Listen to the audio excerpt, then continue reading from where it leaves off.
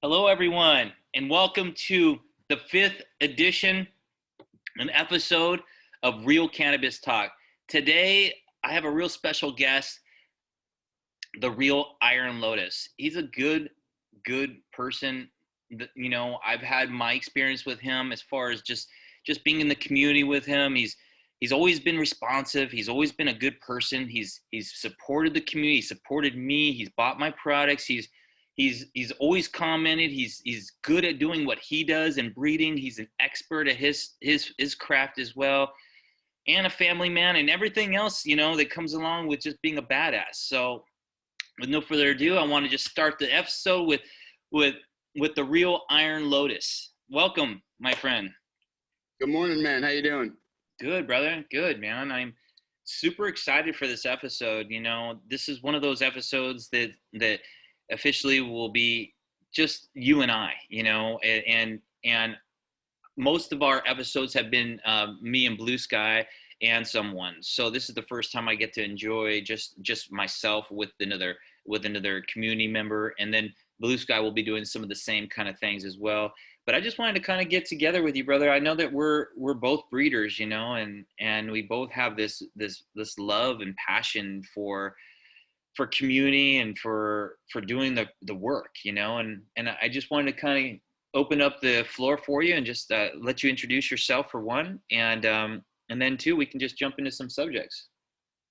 Definitely. Well, shit, where do I begin? Tell me a little bit about like your journey, man. Where'd you start like growing, and how'd you get things going, and where you at, Well, I got started really, really, really young. I had very, we'll just call them very liberal parents. Both of them were born in the early 1950s. Lived through the hippie era. My mom was at Woodstock, hitchhiked across the United States to come out to California. Nice. And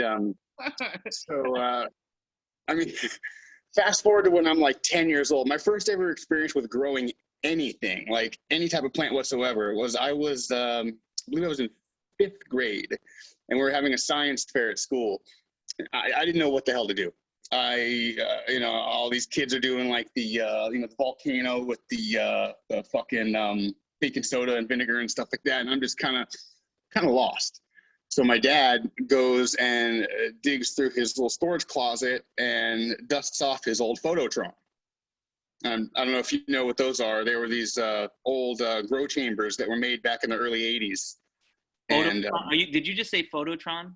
Yes, I did. Bro, I'm one of the guys who bought a Phototron. Hell yeah, my dad had like 3 or 4 of them at one point. People don't even fucking know what a Phototron is. It's like that. It's just so you guys know, the younger kids and or guys on this, because we do have a whole various audience. We got people that are literally from 18 or probably, and then all the way up to, in their 80s, that listen to this. So the Phototron was back in the 80s. It was literally one of the first indoor operating systems. It was a single plant growing machine, and it was the first thing that was, I think, even really advertised on High Times. It was a freaking it was one of the first as far as like all-in-one units. I believe it was definitely the first. Definitely the first, bro, because I know when I bought it, I felt like a G, bro. I was like, dude, I got a Phototron. All my homies around the block were so like, what the hell, bro? You're growing inside a photo. It was just a trip, bro. So that brought back a lot of memories. I didn't mean to stop you there, but go ahead, man. You've told me. My dad dusted off this old Phototron, and he's like, all right, you're going to grow some tomatoes. Then we're going to put tomatoes on the back porch, and we're going to see which ones do better. Obviously, the ones in the Phototron smoked the ones outdoors because they were able to set and grow faster than I could get the ones to set outdoors. But it was such a trip because, we had the actual science fair at the school in a multi-purpose room, and we dragged that Phototron down there and set it up in the auditorium. And I got about 500 million questions of parents that were just like, what the hell is that?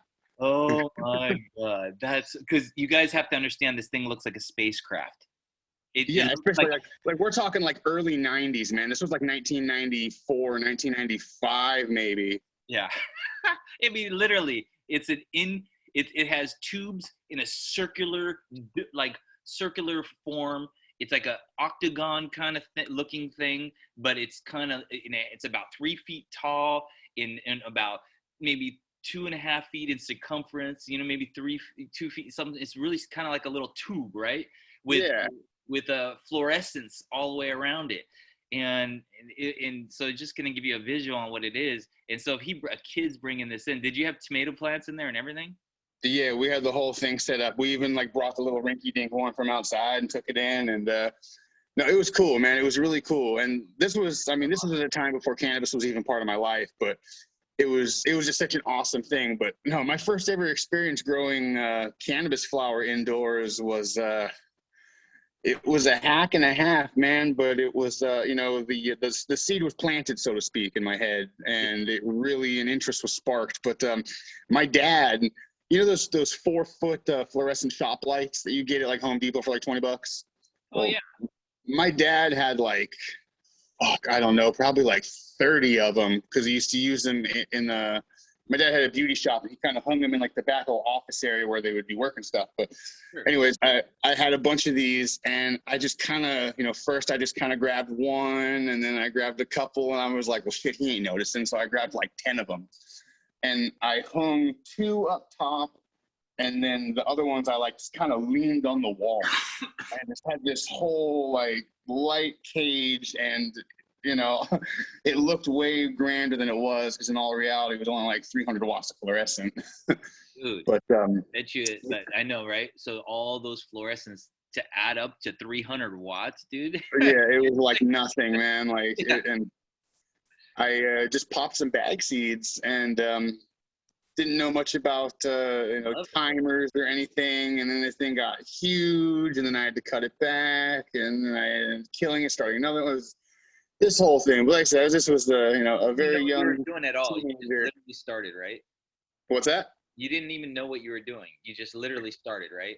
Yeah, I had a vague idea, and then it was just reading lots of really old high times, finding my dad's stash in the garage, and just kind of slowly learning things. I found some of his old books, and by the time I got a little older, around like 16 or so, I had a little more of a grasp on it. Oh man, dude, that's so funny, bro. I love your story, because it reminds me so much of like a parallel universe, my own life. So I'm like, dude, I can't believe you had your dad, but except that your dad was kind of like introducing you to cool like things, and had these cool things around the house, like fluorescents. Not everybody has a bunch of fluorescents sitting around.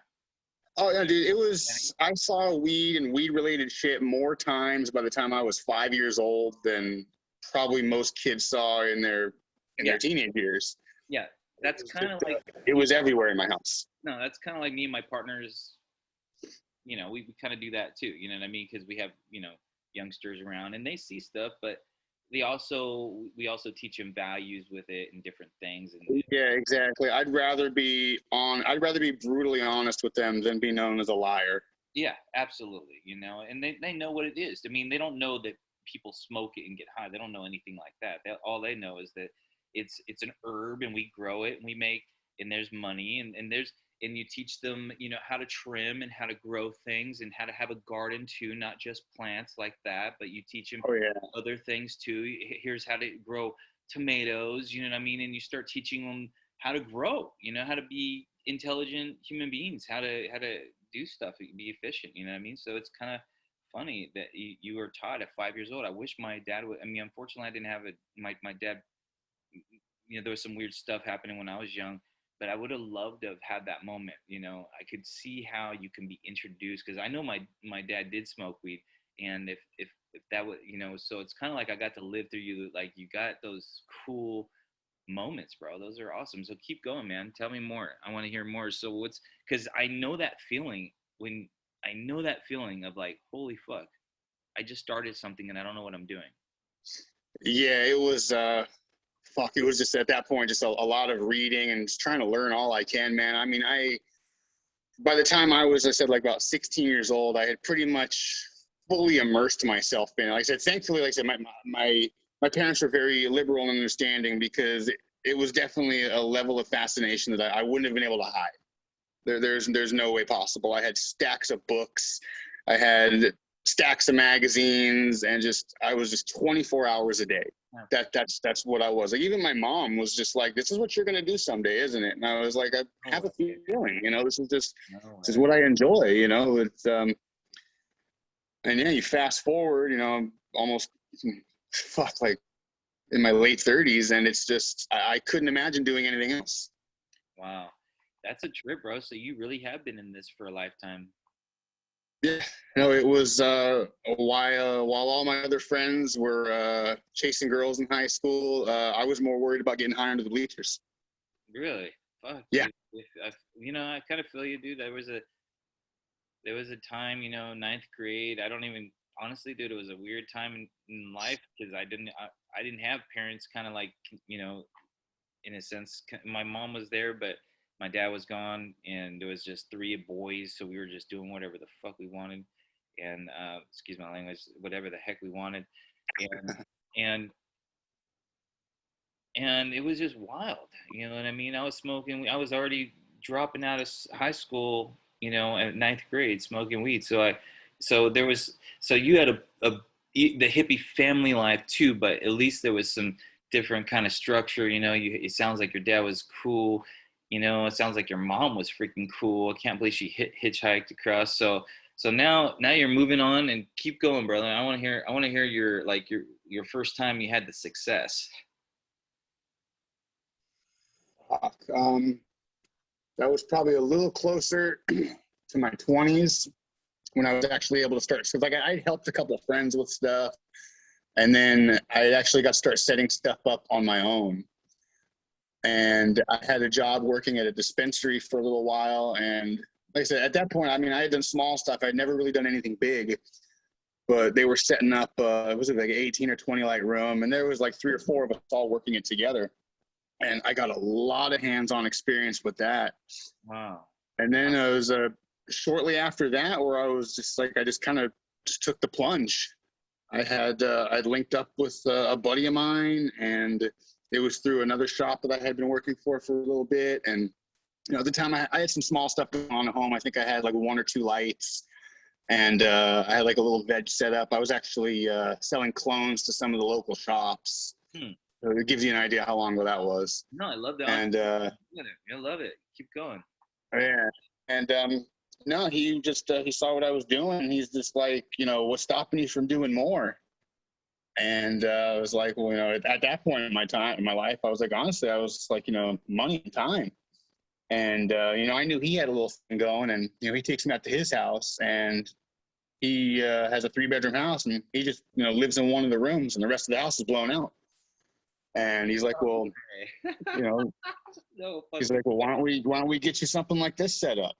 And I said, I believe I was like 24, and yeah, we started looking around and found a little 4-bedroom house, and blew it out.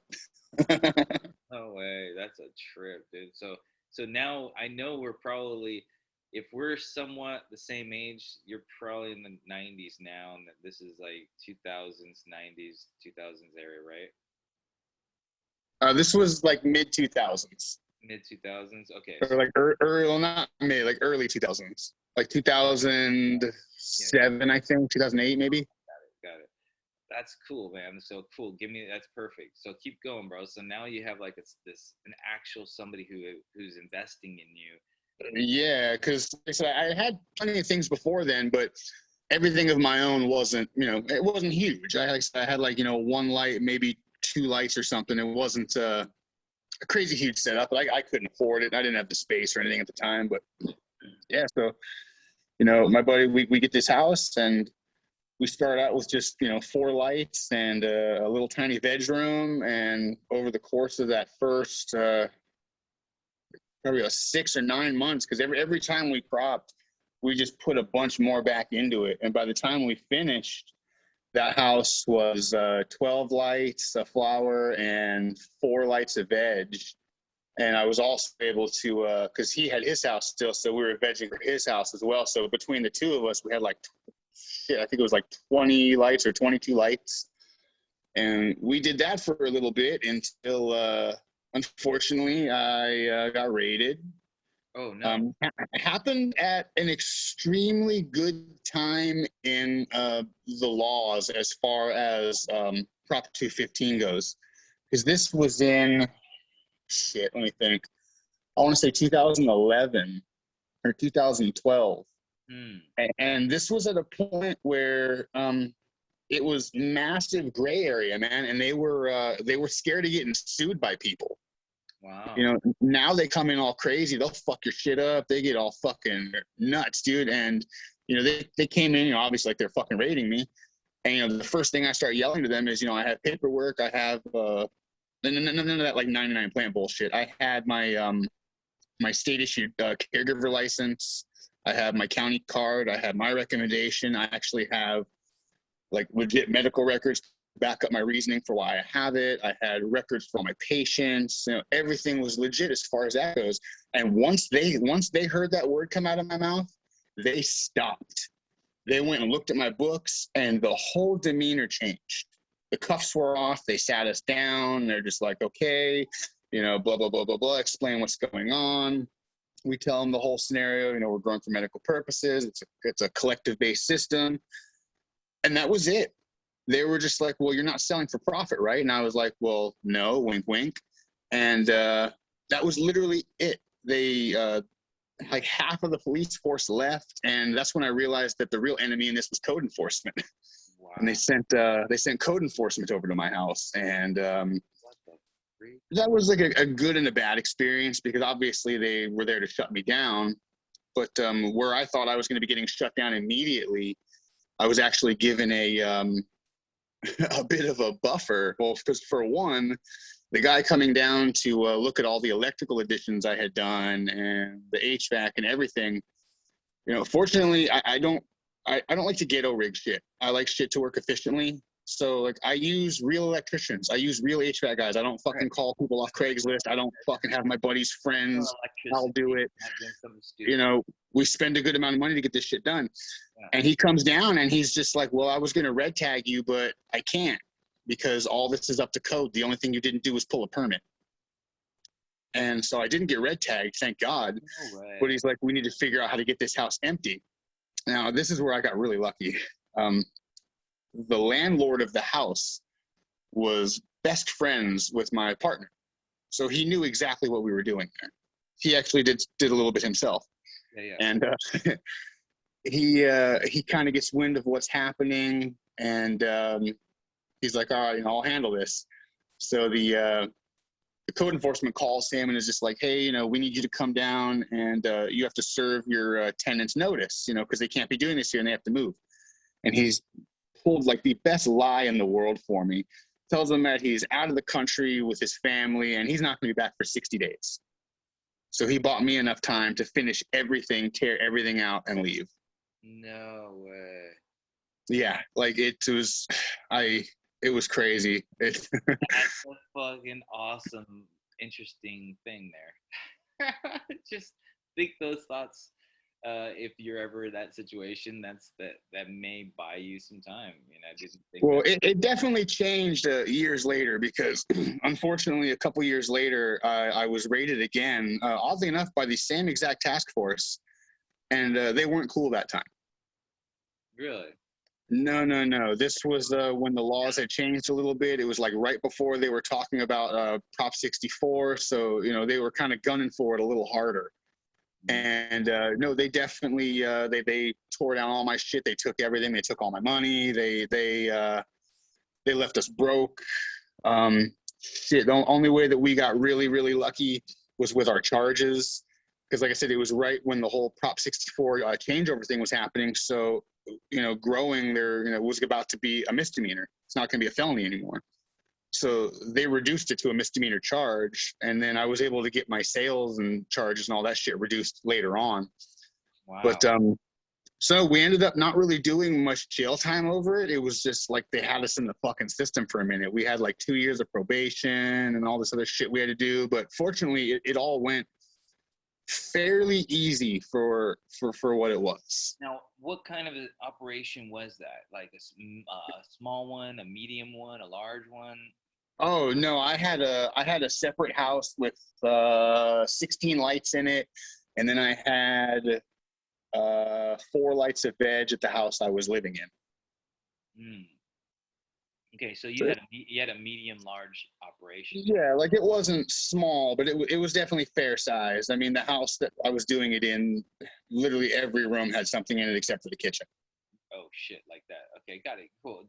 I totally get it, dude. And I know homies that are still doing some of that right now. You know what I mean? That from way back then, still that have been successful, and hopefully, just keeping it low pro because that's what it was. If something happened, you got raided. Usually, it was because somebody snitched or something weird happened. Oh yeah, no. Both the times I know exactly why I got in trouble. I know exactly who spoke, and no, it's all good. Karma's a bitch. You know what? Totally vibration. It's all vibration. It's all lessons. It's all, whatever it is, it is. So from there, tell us the story of the next piece. So now where you heading and then where you at? Well, after that, we obviously took about 2 years off to handle all of our legal stuff and probation and all that shit. We got lucky as far as like we didn't have to do any drug testing, which was kind of nice. So we were able to still smoke. Interesting. But yeah, we wasn't doing anything as far as like selling or growing or anything. Just kind of staying on the straight and narrow. And that's so interesting, bro. I mean, yeah, just had a regular job for the first time in a while. And yeah, we finished our probation, and we did everything by the book, and just kind of slowly got back into the grow. Once the coast was clear, we moved. We moved to the other end of town where we were. Ended up finding a really nice house. Had a really nice setup going for a little while in the garage. It was a huge house. It was over 3,000 square feet. One of those like little like McMansion type houses in this gated community. Yeah. And it was one of the first times that I had a grow, like a large grow in a house where it wasn't like invading my whole house. Like usually, like I said, they're in all the bedrooms, everything's fucking blown out. This house was a 5-bedroom, 3-bath house that also had almost 800 square feet, or no, sorry, almost 1,000 square feet of garage space. Oh god damn! And we didn't really use it. Yeah. So I was able to take one of those garages and turn it into a nice little spot. And yeah, dude, I went all out on it, man. It was actually kind of funny. Because I even though it was just a bare garage, and I obviously didn't want to just grow in a bare garage, so I put up, I had the door boarded up and like a full-on wall built across it, and you would never guess from the outside. And then the funniest was the electrical. We were getting the electrical put in, and the way the house was set up, this was like the only shitty part, was where the panel was, in relation to where I wanted to grow. It was kind of far. And because it was a 2-story house, there was no attic. So usually, I would just pop up to the ceiling and run through the attic and drop in wherever I want to go. Well, I couldn't do this. So I didn't want to like have it all ghetto, like, hung up on the side of the house and like dropping into the garage and looking, painfully obvious. So I asked the dude and doing my electrical, I was like, hey, is there any way to like trench this? And he's like, oh yeah, it'll be real simple. I literally wake up the next morning to the sound of heavy equipment in my driveway, and they've got a fucking backhoe out there. What? Digging up my side yard. I just fucking moved in like 2 weeks earlier. Why the hell is a renter, tearing up the side yard of this house? What? And I got super lucky. I realized that nobody was home. Everybody was at work, and I was just like, you're going to have this done by like noon, right? And he's like, oh yeah, no problem. Wow, did it scot-free. It was awesome. Dude, I can't even believe that happened. And then, yeah. All right, keep going. Okay. We ran that place for a little bit, and it was about 2 years ago that we ended up having to move, man. It really sucked. It was actually right at the like at the beginning of the COVID shit, not like in March when the lockdown happened, but you go back to like January, December. we're getting ready to renew our lease on the house, and the homeowner, the landlord was just like, yeah, the homeowner wants to sell all their properties. It was an out-of-state homeowner, and they owned like 5 houses in our neighborhood and like a couple other houses down the way. And they're just like, yeah, they're out of the homeowning business. They don't want to do this anymore. And I was like, shit, are you sure? And they're just like, yep. So that kind of sucked because that was a really big investment in that house. I mean, like I made it back, so it wasn't like a losing money type of deal, but it just kind of sucked because I definitely had set that up to be like a forever grow. I mean, shit, I had even thought about buying that house eventually. And No, I totally get that. We got there's perfect conditions sometimes in life where you have these great moments where everything's peaceful and you can just do your own thing. yeah, it was awesome, but it ended up working out because the homeowner was really sympathetic to the situation. They gave us like 4 months notice, so they even, I think, gave me an extra month. I had asked for an extra month because the whole COVID shit. I was like, "Can I have like a little extra time to find a house? It's kind of hard right now." And they're just like, "Yeah, no problem." So it worked out good, and then we got into the house that we're in now, which is fuck, man, it's all right. It's a nice house, a nice neighborhood. I'm kind of over California. I'm kind of over where I'm living. And yeah, We're definitely trying to in the next year or two kind of get all of our ducks in a row and get saved up and look elsewhere. where do you what style live? Are you in a city right now or outside of the city? I'm in the city. I'm in the Southern California desert area. Have you ever tried like a more of a in like San Diego area? Yeah, I've been out that way. I'm originally from the Central Coast. I was born and raised in the Pismo Beach area. So like, I love the beach, man. There's I just there's a really cool California has this whole it's just like the politics of this place, man. It's yeah. just it's so different. It's just not the California that I was born to love. There's a piece of California that I still love, and it's where I'm living right now.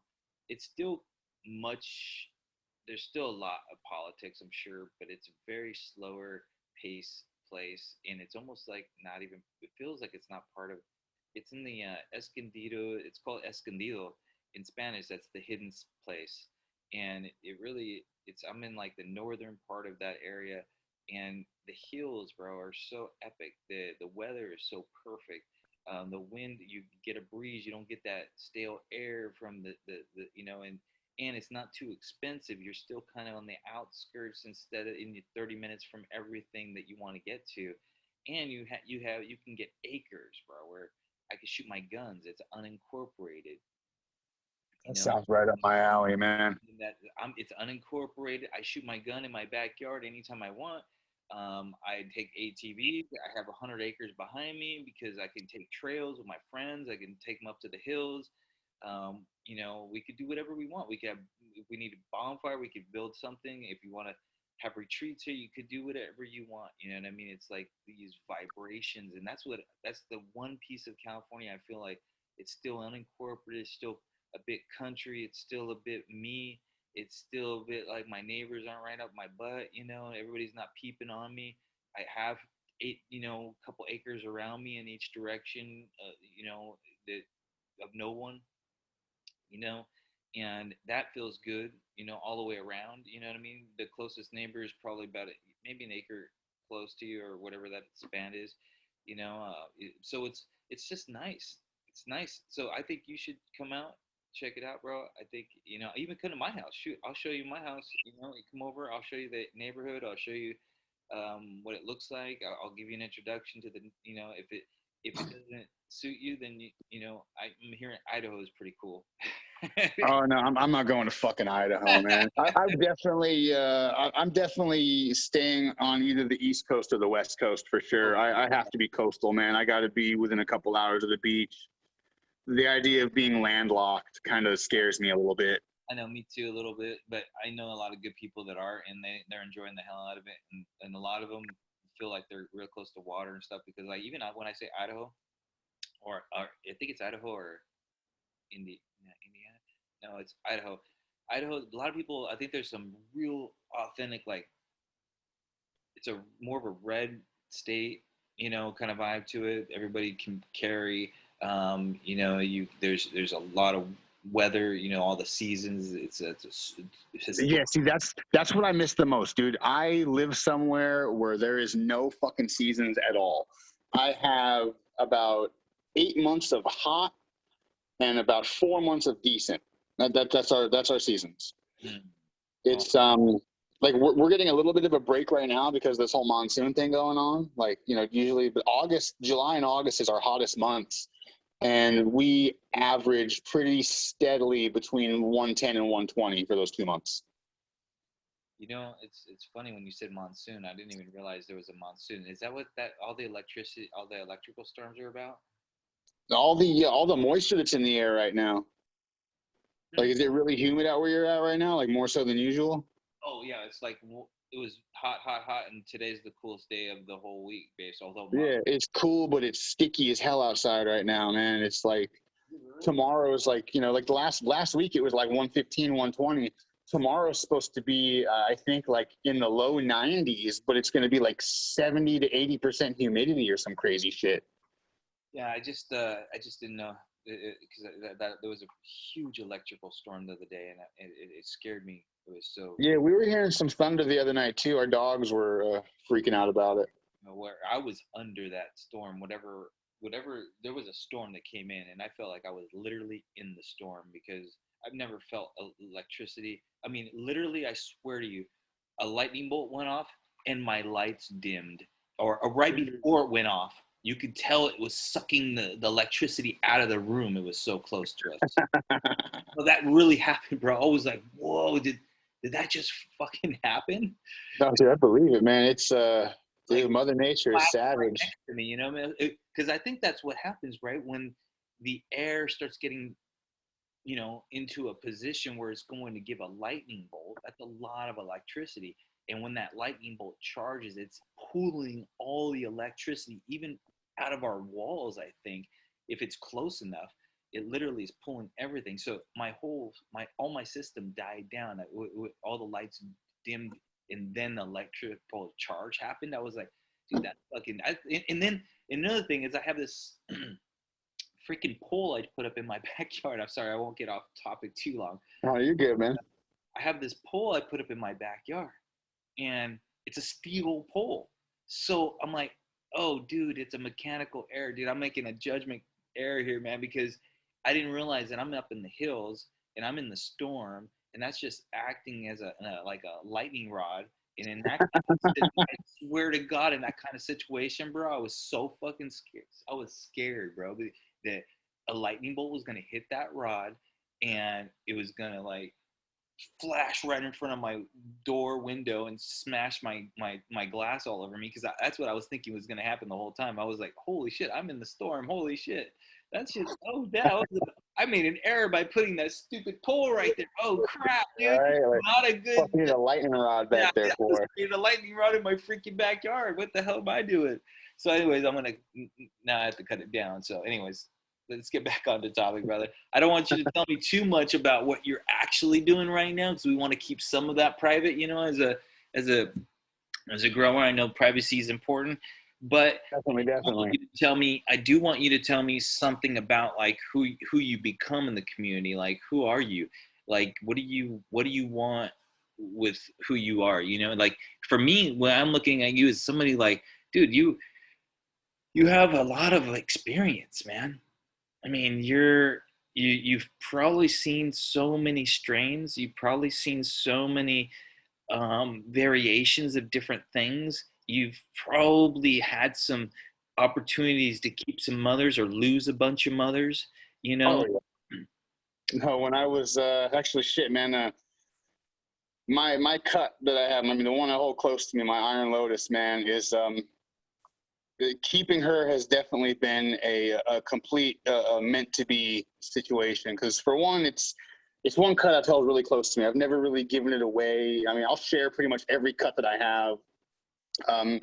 This is something I have a lot of equity wrapped up in, so I've never really shared it. I've given it to like a couple really close friends, but you know, anyways, when our whole raid situation happened that second time, they took everything. I had a massive collection of mothers that I had collected over the years, and all of them gone. And thank God I gave it to at least a couple solid people, because once, fast forward like 2 years, our court shit's over, everything, I'm hitting up my buddy and he still got it. Yeah. And he gave it back to me. And I've just kept it close ever since, man. And it's, wow. I try not to get too attached to plants because, like That's a lot of rare, people do bro. that, man. That's They'll hold on to so many plants over the years. Listen, What's that? I was just saying that's rare, dude, that somebody can keep a plant alive for 2 years. Yeah, well, I've had this cut now for close to, I believe, 10 years, possibly over 10 years. It's been a minute, and it's yeah, man, it's just been really special to me to keep around, and a lot of varieties have come and gone, and it's just the one that you named yourself after it. It's definitely I've got to see this, and people I've heard from even a third party people that it was the best weed that they've ever smoked. So I was like, whoa, what is this? Like, what variety is it? What strain is it? It's a pure indica. It's very reminiscent to like SoCal Master Kush, Pure Kush. It's kind of a funny story. I'll backtrack for a second. Originally, the strain wasn't even mine. Actually, go back to that first house that I lived in. That the homeowner, the landlord who knew what we were doing, he had a strain he was growing called Iron Lotus. And the first time I ever smoked it was over at my buddy's house. He had like a couple little nugs with him, and I was just like, "Oh my God, this shit is amazing! Like, let me buy a cut from you. Let me buy seeds from you." And he was just like, "Nope, I don't sell them. I don't sell cuts to nobody. I'll sell your flower." But he's like, "My hands are tied." And there's this whole backstory. He had a good friend of his that they'd known each other since they were really, really little kids. They grew up, went to high school together. Dude ends up becoming a huge grower. I'm talking like huge. He has warehouses out in the other end of Riverside. This has got, this is just over a decade ago. He's got tons of warehouses, and all he grows is a cut of OG Kush and this cut that they call Iron Lotus. And Iron Lotus was actually one of several names for this strain. They had shuffled the name around a few times because they're selling it to all these collectives in the area, and they wanted to kind of keep it original, so that they would like sell it to one shop as one thing, sell it to one shop as another, so they all felt like they had something special. And like I said, it had a list of names, but the one that ended up sticking was Iron Lotus. Interesting. And so yeah, like I said, this dude, he wasn't coming off of cuts, he wasn't coming off of anything. He would just have pounds from time to time. And I picked up a pound from him, and I was very carefully going through it as I'm breaking it down. And out of that whole thing, I ended up finding 3 seeds. And so I started asking him questions. I'm like, "Have you grown this with anything else? Was this a male? Was this a self-pollinated?" And all he grows is rooms of Iron Lotus. So he's like, "No," but he instantly got like on the defensive. He's just like, "Oh, the seeds probably aren't going to sprout. Oh, they're not going to be as good as the cut." It starts fucking going off, and I'm just like, "Hey, let's just let nature speak for itself. Let's just see what happens." So I pop those 3 seeds. I get one to sprout.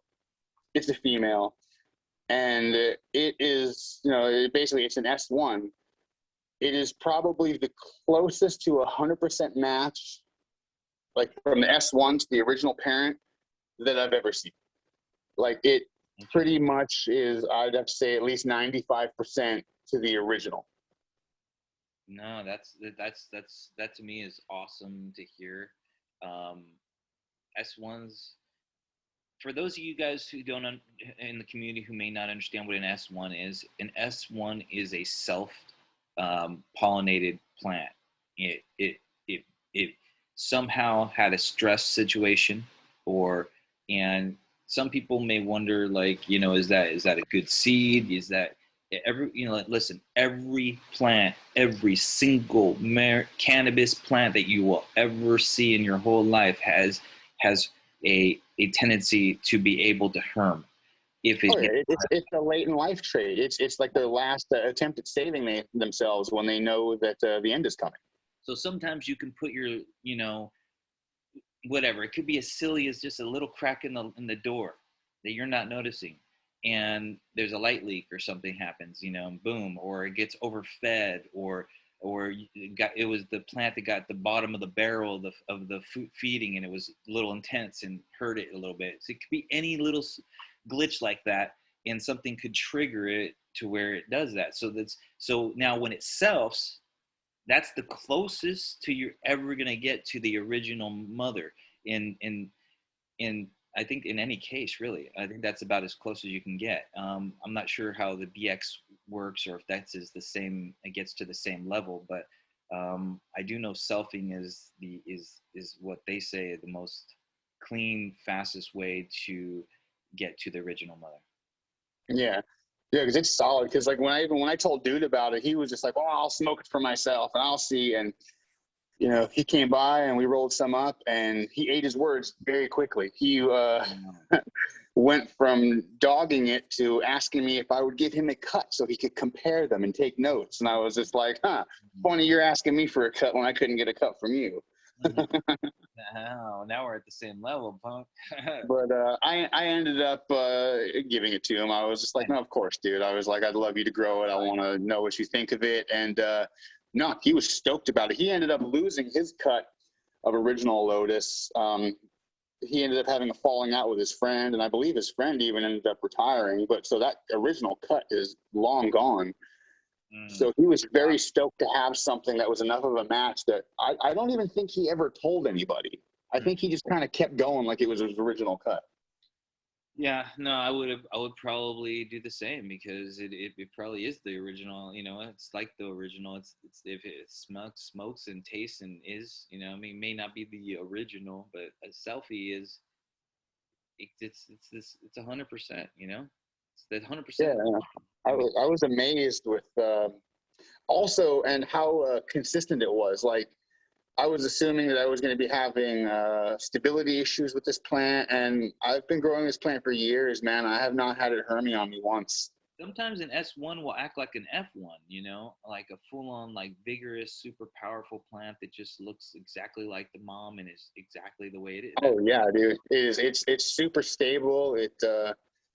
It's one of the things that kind of got me into the idea of making crosses, and it breeds really well. I've only hit it to a couple of things, man, but it just breeds really well with whatever I cross it with. It's dominant in a really good way. That's awesome, man. And so have you done a lot of breeding with it? Have you? I mean, I'm sure I've just done a few crosses. I definitely don't consider myself a breeder. I don't consider myself a pollen chucker either. I like to fuck around, I guess, but with intention, not just hitting random shit with random shit. Like, no, the only thing that's made me take away from calling myself a breeder is the amount of selection, because there's dudes out there that are putting in real fucking work, man. They're selecting from massive gene pools. I am hitting my best clone only varieties with proven males, so to speak. Yeah, no, I hear you. Even doing 100 plant pheno hunt is work. Yeah, no, exactly, man. I got so much respect for dudes doing that. That's why, like, I see some of these dudes that literally are just pollen chucking, and I'm just like, man, come on. Like, I did 200, and I was like, oh my God, what did I get myself into? And then I had to make decisions on a lot of stuff all the time. Dude, no, it's rough, dude. I've done like 20 pheno hunts, and I'm just like, I get fucking nervous because I'm just like, man, I like 5 of these. Like, what do I do? Well, and then it was just like, first, it's like, how do I make all my decisions? First, I don't even know what to make decisions on. Like, so you start thinking, okay, what is everybody, you just have to have that schedule. Like, what's, your 5-star, your structure. So let's look at first things first. Okay, what are we seeing at first? It's when it's an infant. All right. Yeah. What's the next level of it? Is it growing faster than everything else in the room? What's the fastest one? Okay. See, that's where I believe that like intention really comes into play, because it's like, the guys who are pollen chucking, they're just fucking taking plant A, plant B, and making a cross so they have a name to put on it and something to move. Where it's, what's your intention for doing it? Like, when you're making those selections, you're not making a selection just to make a selection. Are you making a selection because you're looking for weight? Are you making a selection because you're looking for quickness of flowering, THC production, flavor? There's so many variables to what you could choose from, and you different have to go breeders down choose those different things. now to have a 5-star plant, right? There's what I call the 5-star plant, and there is a 5-star plant. It's got It checks every box. It checks every box, right? And that's frosty as heck. It's sticky. It's icky. It's crazy weed. It grows the best. It's the fastest one in the room. It's usually the loudest one, or one of the loudest, or at least it has its own tone of its own loudness to it. And its smoke is good, and everything's great, and everybody always asks for more. And it's easy to trim, and it's not a hassle. And all these things have to come into play to where it all finally matches what you want as a breeder, not just as a consumer, because a consumer's like, I just want it to smoke right. But a breeder's looking at time. Is it a 60-day plant or a 90-day plant? You know what I mean? What am I looking at? Is it can I, and how do I blend the right stuff together? And even if, and like when to use, like you said, you don't even breed. So you have to make even pickier choices. So now you're making choices based on like, it has to be super good or I'm not going to spend any time with this. You know what I mean? Like, so it has to be impressive male or something like, and not everybody knows how to pick a awesome male or have or some super strain that's worthy of a good breed, No, exactly. Because it takes time to do those breeding sessions. People don't realize it's another 3-month project, at least, if not more sometimes, and it's just like, you're going to go through seeding a plant, taking care of a plant, making sure, getting the pollen, getting the, the male, the female. There's a whole process to breeding, and I can appreciate pollen checking though too. Sometimes it's just nice just to quickly dash something, open up some babies and see what you're gonna get. Because definitely. I got to look fast. I don't want to be, I just, I want to flower, but there's a process too. You know what I mean? There's a process of elimination. There's a process of final picks. There's a process of all that. So you look at something, just because I have so much now, I'm like, fuck, bro, I got so much. So I got to open up this, open up that, open up this, and 100 of these, 100 there, 100, and I open them all up, right? And then I get to quickly have to and start eliminating shit like off the bat. Okay, you look half-assed, and you're like, well, how do you know? What if that would have been like the one? And everybody's like, well, if it would have been the one, it would have been stronger. It would have made it out the gate. It would have caught my eye. That would have been the one. Because I'm actually looking for the one that the fucking everybody goes, oh, what the fuck is that? No, exactly. What the fuck is that, dude? That's fucking crazy. And everybody looks at that one first because, whoa, what's that? That's the, but in like even just doing this pheno hunt, I'm a couple pheno hunts in the last couple months. I've noticed that it does take a little while to find the one. Like you can do 100, and really there is the one out of 100. There is or two. Well, if you're doing 100+ seeds, I mean, you should definitely at least find something close. I mean, fuck, if you were at the capability to do a 1,000 seed hunt, like, holy shit, I would hope you would find multiples of the representation you're looking for. That would take a team. Oh, yeah. A scientific team, dude, seriously. Because I'm like, to look at 1,000 plants, to keep your eye on 1,000 balls, to fucking taste them. Well, yes, just to taste that many varieties and have to choose a winner. I have a hard time choosing a winner when I've got 10 or 20 phenos, and you're going to throw 1,000 at me. It's like, goddamn. That if anybody's doing that kind of work, they've got a team and they're paid. And and to me, I'm like, whoa, that's badass. Like that's next level stuff. That's like, guru stuff. I look up to you because if you can find phenos out of 1,000, I don't even know what that looks like. I've never personally have done that. I don't think it's necessary personally. I think if you can't find a couple, like, the most amazing stuff out of your stuff out of 100, then you got an issue there. Oh yeah, no. I mean, you should be able to find an awesome if the breeder has really done their homework and they're really using good varieties and true breeding skills. Like, you should be able to find something at least of a decent representation out of the pack. Thank you, bro. That's what I'm talking about. More consistent, like every freaking strain. That's a little bit worked, hopefully, not just some varietal that everything. Now, it's fun to have it be an F2. And for guys out there that don't know what F1 is, F2, F3, F4, back cross, all that stuff. There's a whole, some people call it BX1, S1, there's a whole alphabet of and a whole language behind all this, and it's real super simple to memorize, and we'll probably go through it in a little bit, maybe in depth on another time, but essentially, to give you this background, where we're going with this, and F1 is just your first cross, right? It's your first cross to anything. The first filial generation from two parent plants that share no genetic similarities. Yep. Like they're, from two different sides of the pool. Two totally different plants coming together and have no similarities. Exactly. That was perfectly said. And that's your F1, right? And so an F2 is now having those babies.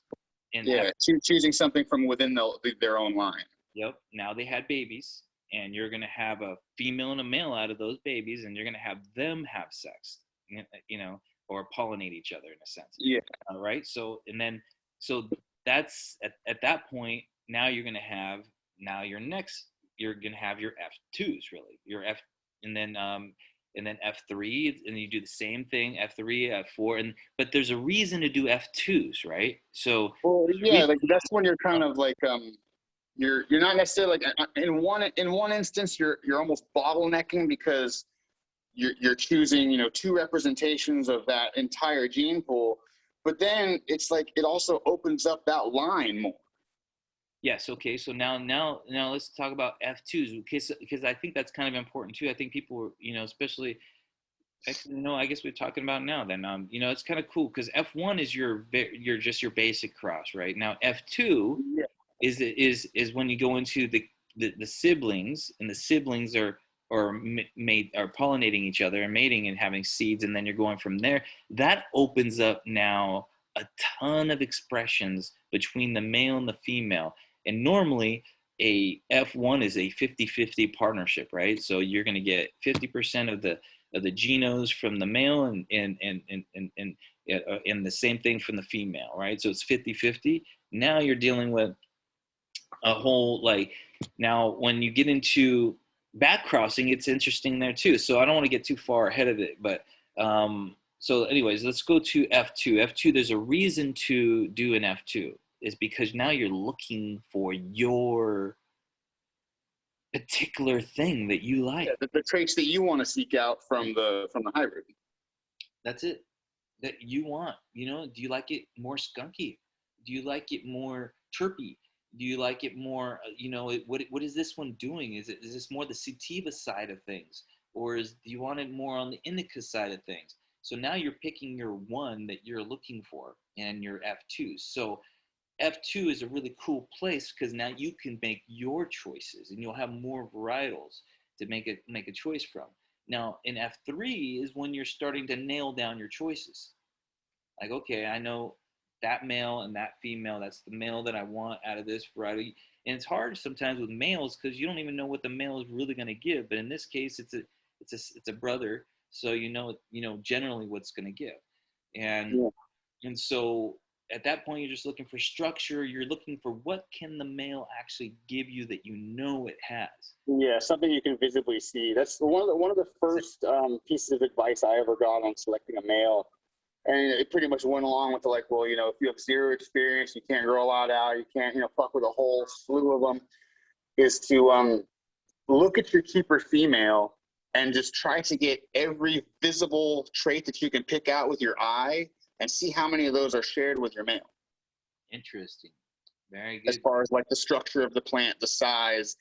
I've never gone too much off of like stem rubs, just because I've had stuff that smelled amazing, stem rub and veg, and then that didn't translate into flower at all, with the exception of the Hawaiian cat piss cut that I have. That thing, holy shit, man, it smells like ammonia in veg, and that same exact smell carries over into the finished flower. You know, that's such an interesting topic, because how do you choose a male? Why do you choose a male? You know what I mean? And when and what are you looking for? What are traits? That's such a whole thing to talk about. But I'll just give you the quick shot of what I kind of look at too, because I love what you just said right now. I was like, oh my god, that's interesting. I'll definitely take that one. The way I use it is I use the male for what I can see, like what we both agree on that, you know. So it's like structure. If I like the structure of it, then I'm going to, or really in most cases, I'm using the male for color in a lot of ways, because the male can be very colorful and be dominant in its color, and it could be a paintbrush. Oh yeah, I believe it was your. I can't remember if it was your black stem or your R. Kelly male that I saw, and it was just like fucking purple nuts, man. I was like, Jesus Christ. There's males that are being introduced there, like the that purple male that I have, the Mandingo, and that one's just a purple monster, right? So he just basically, he touches, turns something awesome. It turns something more purple. And it's just a really cool.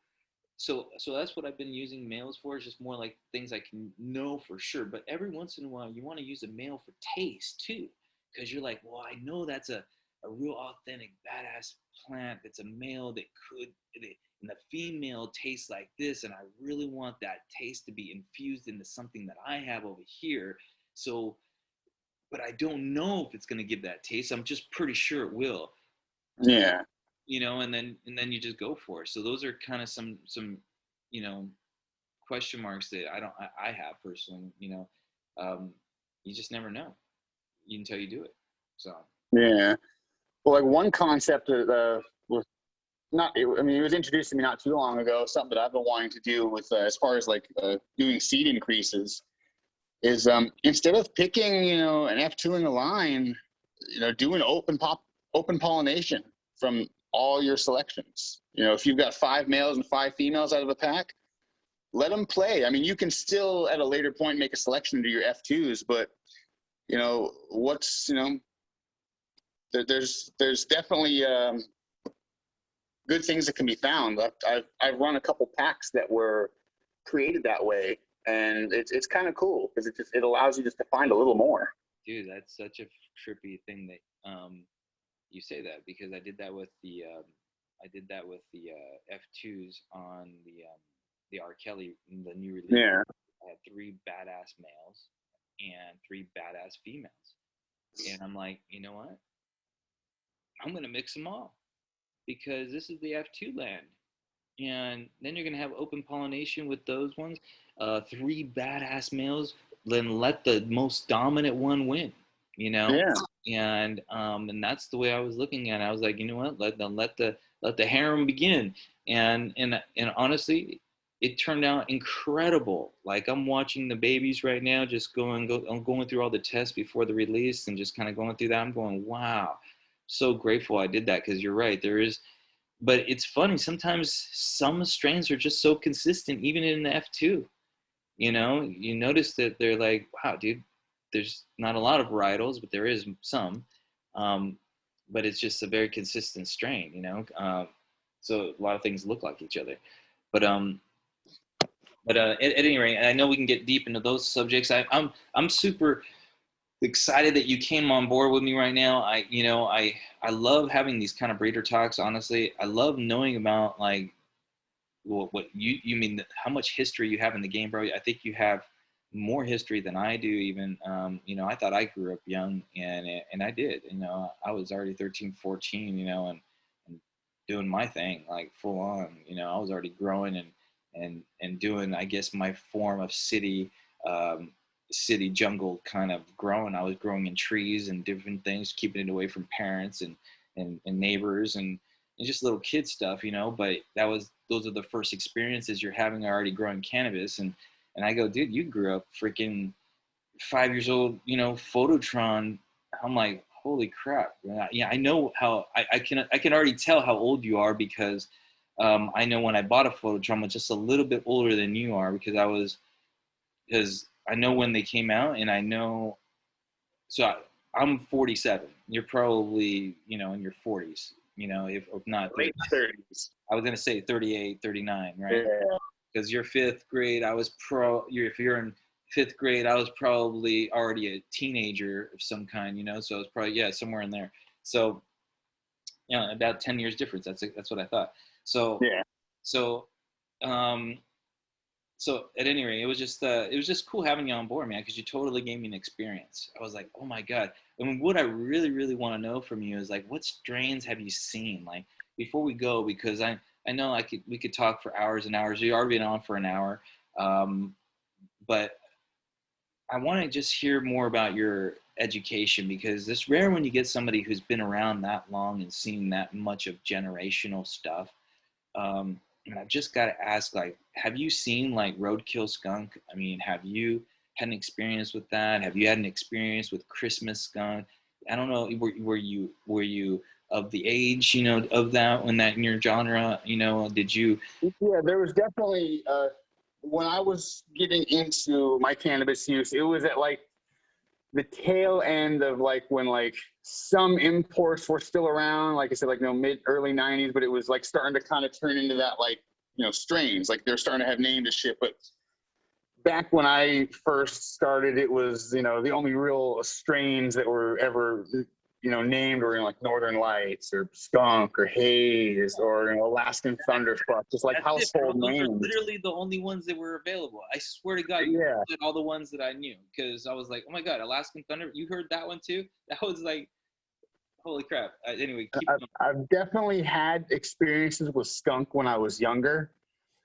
I've always loved the smell of skunk. Even as a little kid, we would be driving, and anytime we would smell a skunk on the highway or wherever we were driving, my ears would perk up. And my parents always thought it was fucking weird. And then, even as when I got older, they were just like, and my dad was like, I wonder if the smell of weed in the house, like, kind of programmed you to like that smell. But, you know, I had a couple different representations of skunk in my, you know, my early years. There was one, and like I said, this was before I had knowledge of growing. This was when I was just a head. I just smoked, but I knew I had a knowledge of what I liked. And I remember this one. I actually smoked it with my dad owned a business, this store in town. It was near Circle K, and a lot of the local homeless population hung out around there. My dad was very friendly with all of them, so they all knew me. They all, you know, say hi to me and shit. And then randomly, one of them one day was just like, hey, you wanna smoke? Because he knew I was a little head, and I was just like, oh hell yeah! So we walked around the block over to by where this cemetery was, and there was a little spot we could hang out. And I remember it was the first time I had smelled weed. But like I'd smelled stuff that had like a skunky undertone to it. Like, no, this smelled like he opened a bag with a dead fucking skunk in it. And I was just blown away. And how old were you at this point? Shit, man, I was probably 13, maybe 12. So you were young. You had your first experience, or one of your first experience really smelling. Yeah, well, my first time smoking cannabis, I was like 11 years old. Yeah, so that's pretty young, dude. That's 2 years before me for sure. So, and that's already super young. So yeah, I feel you. So smelling that skunk, knowing that, what was that? Do you know what it was? I have no idea. I just know that it was funky. And, you know, I have a very vivid memory with old stuff. Like, it's weird. Like, some of my earliest childhood memories, like, I remember shit back when I was, like, 3 years old. And it's kind of weird because most people don't have memories that far back. But I'm pretty good with remembering stuff, especially, like, as far as, like, olfactory senses, like remembering the way things taste and smell. And, this is, we're talking 20 plus years, almost 30 years later, man. And I still, like, I swear to God, I can close my eyes and I remember the taste and smell of this weed. I remember how fucking cold it was that day. I remember the shirt the guy was wearing. Like, it was just that much of an experience. And yeah, I was in love with it. And, that point in the 90s, you really started seeing skunk a lot less. Interesting. What do you talk about Iron Lotus being an indica. Is it like an Afghan indica? I'm just kind of curious. Like, what kind of indica is it giving? What smells is it giving off? I believe it to be of some type of an Afghani descent because it's got that cushy aroma to it, but almost that, that undertone of like fresh pastry dough. Yes. Yeah. That a lot of the Afghans get. Yeah. It's got that smell to it, especially when it's like fresh and curing. You pop open a jar, and I swear to God, it's like somebody's smoking kush in the back room of a bakery. Interesting. That's awesome, dude. So like a bakery, cushy, nasty smell. It's just like all the nuances that I pick up in indicas. It's just a big mixing bowl of all of them, man. It's one of the only varieties that I don't get tired of smoking. I mean, I'll smoke stuff. We grow a lot of different varieties. I'll keep a jar of this from time to time, and usually by the time I get to the end of the jar, it's just like, okay, that was fun. I don't really want to smoke that again. Well, listen, there's different qualities of weed. I don't want to say that some weed sucks, because I think all weed is beautiful, you know what I mean? And it's not just a hip thing. Weed is like music, man. Like, you may not like it, but it's always good to somebody. Yeah, trust me, it's much better than what somebody else is smoking, I'm sure. Amen. But there is a difference. I've witnessed it, even personally, even after years of smoking weed, where you think you smoked it all, and you're like, holy shit, I know I fucking smoked the best of the world. I know I have. I have to have, because I've smoked thousands of fucking different varietals and different things. And no way, man. It never ends, dude. That's the beauty of this, man. Is it's just like it's constantly evolving and constantly changing. Like, I'm a big concentrate smoker. I fell in love with concentrates back in when I was the very first time I smoked keef. I was just like, oh my God, this is like next level. And I've always been into the hashes and the wax and the rosin and everything. And I have fought on several occasions that we've hit the pinnacle. We came out with honeycomb. Oh, it can never get better than this. Then they came out with shatter. Oh, it'll fucking never get better than this. Then they come out with diamonds, and it's just like, we got better. It's constantly evolving. Yeah, no, dude, listen. There's been weed that I've smoked recently that I go, oh fuck, that's good weed. Oh yeah, that's me right now with my Yellowstone, man. My Iron Lotus crossed to the Hawaiian cat piss. Like, it's been making me look at the Lotus funny. I'm just like, man, I kind of like this better. Oh man, the main squeeze is getting squeezed out. Oh, because it's got all the good things of Lotus with this like really heavy ammonia-backed flavor that I love. Sometimes it does make things better. You know what I mean? I feel that that's what we breed for. That's why you do it. You find the best of both, and you start tasting, and then you find something that you love, and then you move it, and then move over everything else, because this is what I love now. I mean, there are times where I'll take a break from something for a while, and then I'll come back to it, and I'll go, oh, that's why I love you. Exactly. And it's like White Rhino. I smoked ounces and ounces and ounces and ounces of it, and I was like, okay, I'm gonna switch it over to this. And then I come back to it and I go, oh, that's why I love you. Okay, yes, because you're fucking. But that's why strains like that stand the test of time, man. I mean, shit, that I remember hearing about White Rhino when I was a fucking kid, man. And the fact that it's still here, and like, we live in a time right now where it's like, it's the fucking flavor of the week, man. Every month, every couple years, it's something new, it's something hype. And it's all bottlenecked, man. I mean, we're literally in the middle of a gigantic gelato cookie sherbet fucking clusterfuck, dude. Like, it's just all the same. Runs is everywhere, dude. I saw pink runs, purple runs, Frosted.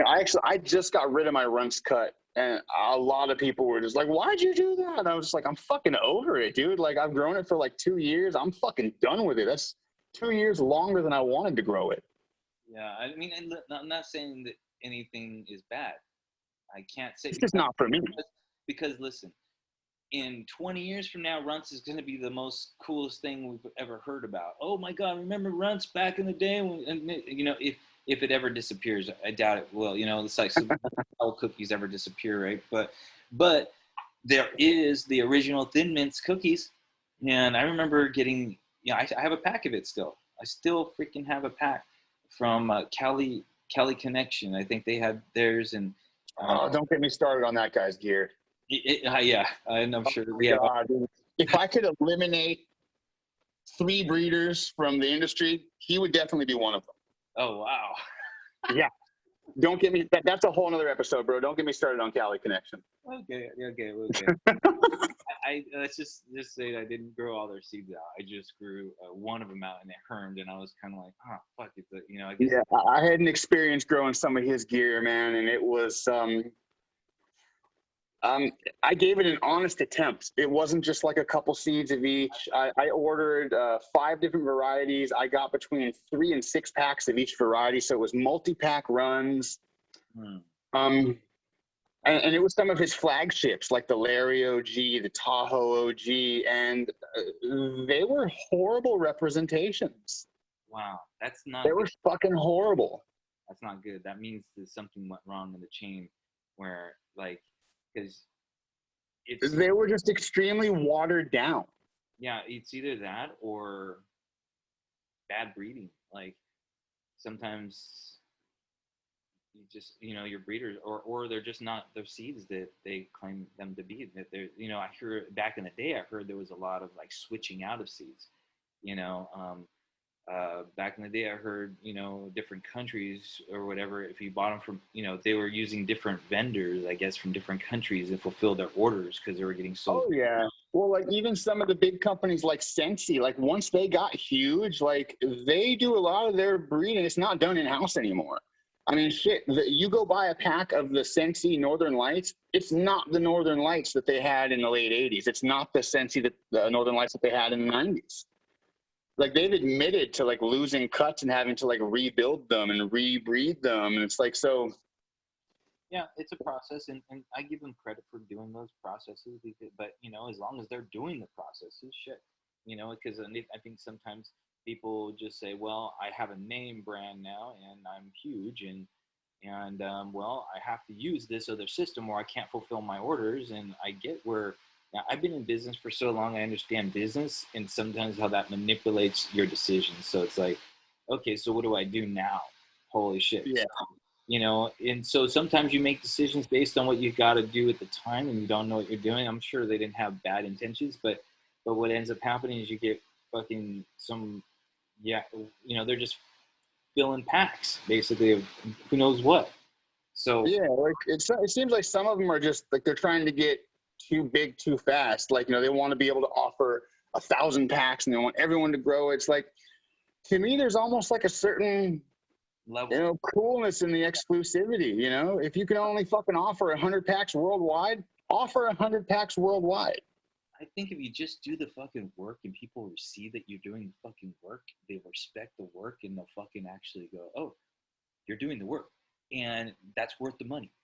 Or you're not doing the work and you're not showing your work, or you're just doing the work and not showing it. I hate fucking, listen, I own businesses, and when my employees don't show the work, I fucking stress out. I'm exactly, like, man. Fucking, I'm going, well, what am I paying you for? You know what I mean? Even though you could have been busy for fucking 8 hours a day, I still want to know what you did. You know, it's just one of those things, you know? And so if you show the work as a breeder, the people will respect you. If you don't, then it's going to be hard. And I think a lot of breeders are not showing their work, like really authentically getting into their own gardens. They've gotten big. And now, you know what, I can't always say, like you said, there's some kind of cool factor about being small, but at the same time, these smaller communities, I find really feed each other, you know? Like, it's kind of interesting how I get strains, and I'm sure how you get strains and how we get varietals, and because Instagram has totally changed the game. Like, Oh, definitely, definitely. I would have never met you in my whole life. Now I get an opportunity to meet like an OG, you know what I mean? Like somebody who's done like some shit in his life, and I'm like, that would just never happen Oh unless. no, it's awesome. I've made some amazing connections through IG, man. It's as far as a community for growers, like it's kind of really cool. Yeah, and I find that there's a lot of giving at this level, you know what I mean? Because we get to give to each other, but there's been a lot of weird vibration here too, like a bunch of takers, you know, and there's either the real cool givers or the real shitty takers. And you can tell the takers because they're just trying to scam everybody. They're always pumping everybody. They're always, you know, flipping. I mean, and it's okay. I don't mind even a guy who flips things and does things because he's at least doing some work, right? If you even Yeah. donating something takes 3 months to get seeds, you know. So there is some work being done, but try to be you know, unique, not, you know, and that's what, or find varietals. I'm just trying to give suggestions because a lot of us, we start out where we start out. Yeah. We don't know any better. We're not looking at, you know, what's happening. Most of us aren't connected visually, or you can see the bigger picture, like going, wow, dude, it's a fucking trip. If you actually look at everybody's Instagram, it's runts, cookies, this, runts, cookies, that, Oh yeah. and you really do see it, you know. And Oh I yeah. thought I was Everybody's just imagining, growing other people's no, stuff.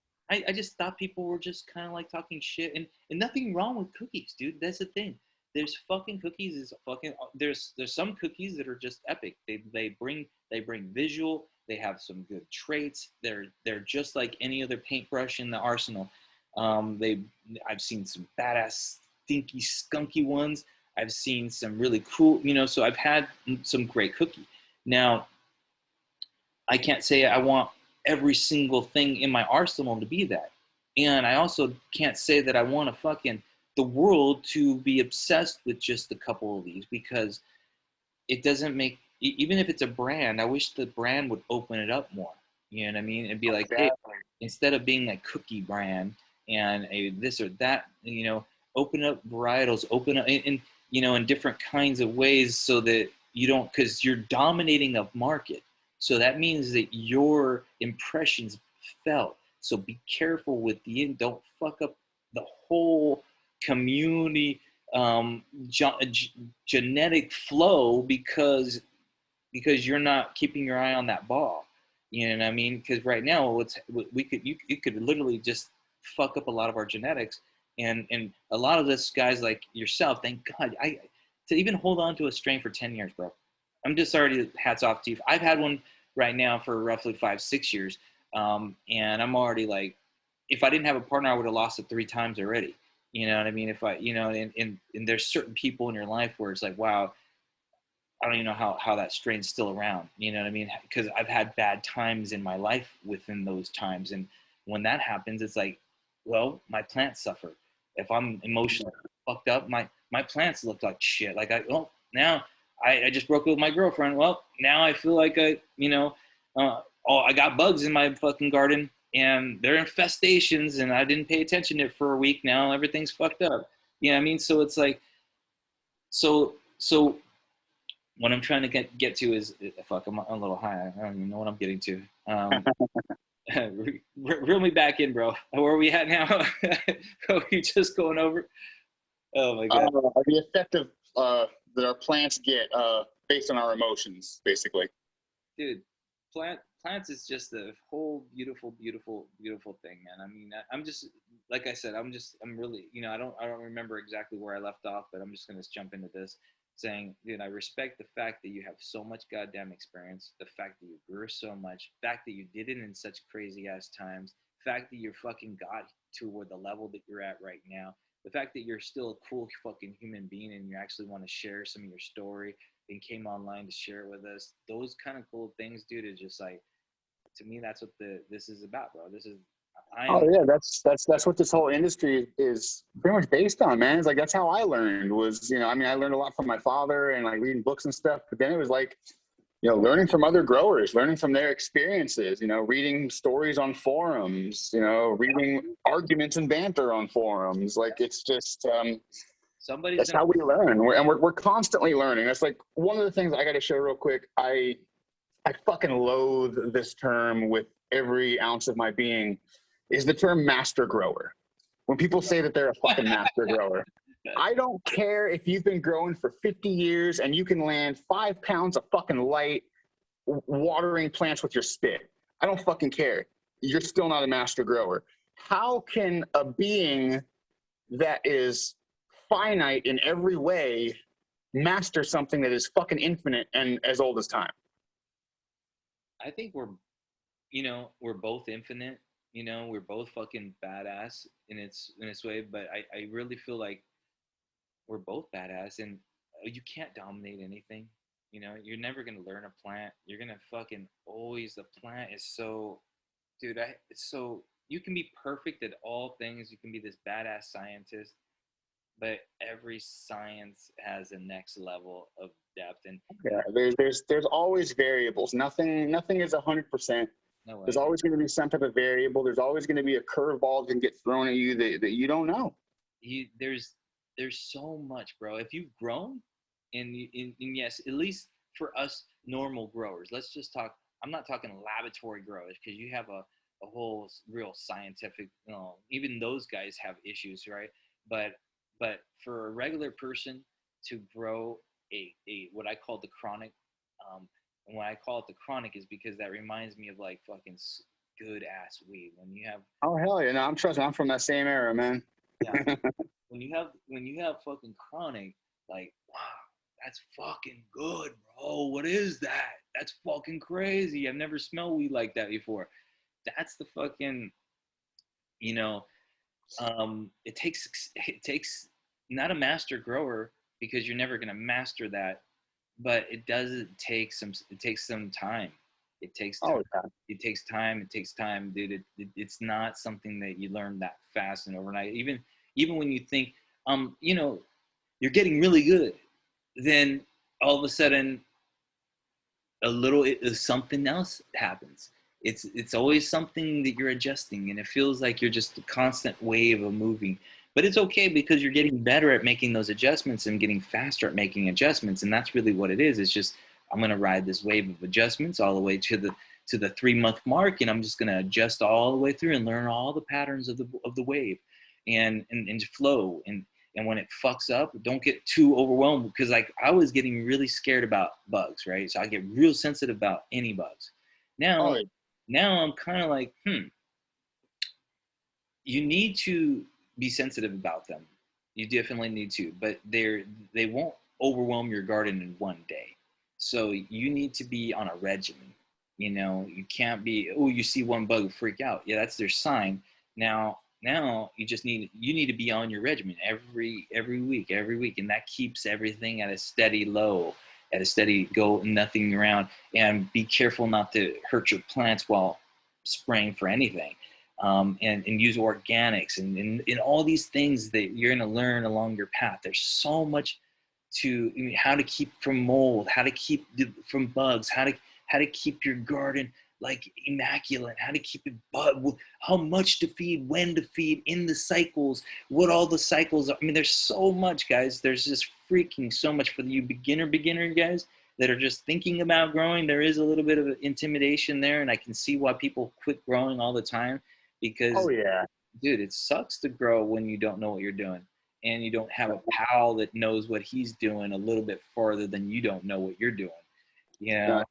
It's funny you say it like that, because something I've been thinking of recently was, because you see all kinds of people that are doing consulting, consulting on big grows, and something I realized that there really is not much of a market for, and if there is, it's really small. Is a consultant for the noob grower, just consulting on grows from 400 to 4,000 watts, and that's it. Dude, that's a perfect. That right there is the regular home grow. Because if you, as a brand new grower with zero experience, walk into any hydro shop with nothing more than your wallet and a dream, you're going to be in for a fucking ride. because a lot of the times, man, those guys are they're just trying to sell a product, just like anything else.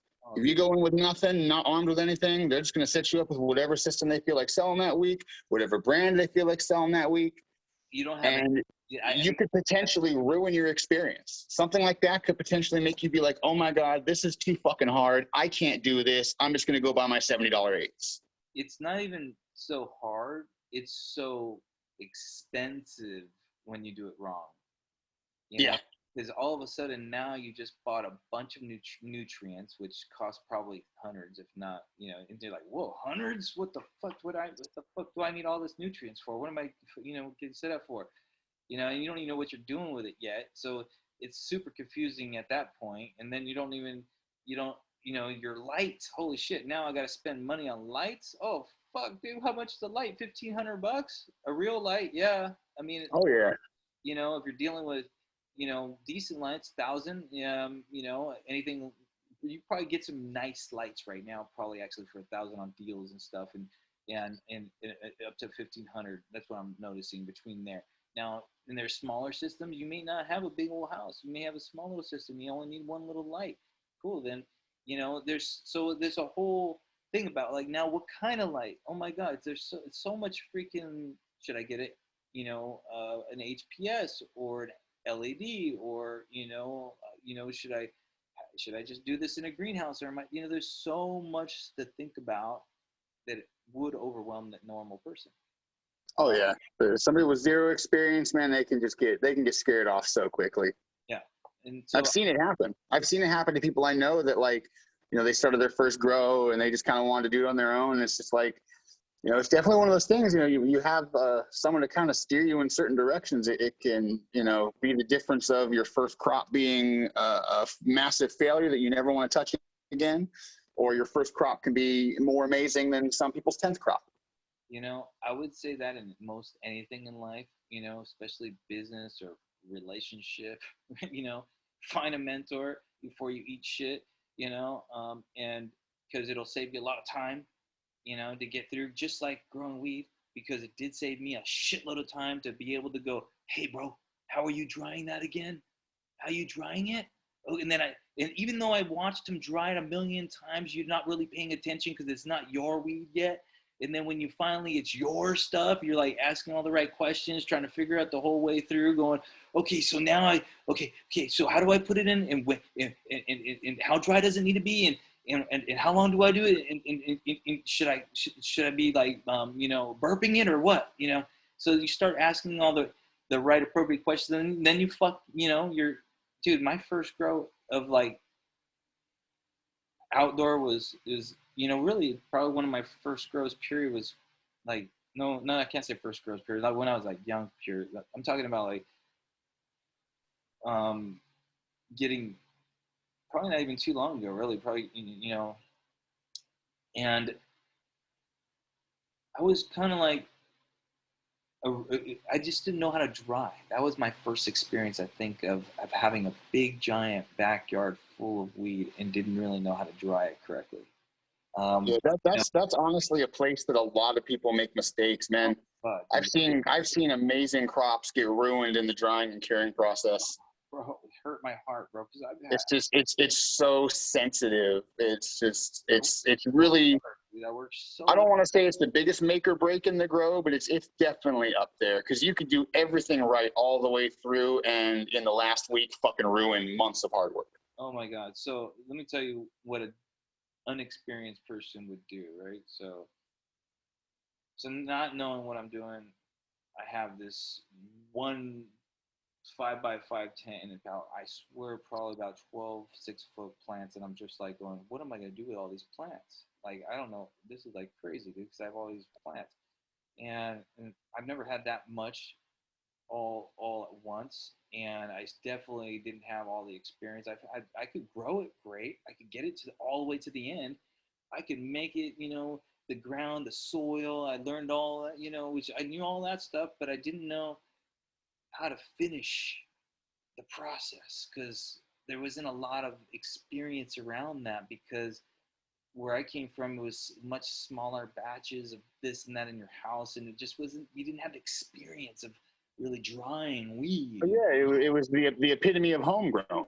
So yeah, exactly. So when I thought when it started turning to shit, when all that smell started happening, I was ruining my weed. Like all all the chlorophyll was coming out of the plant. Yeah, I remember the first time I harvested some plants, and they smelled really good, and I cut them down, and like an hour later, it smells like wet dog, and I'm just like, what the fuck did I do?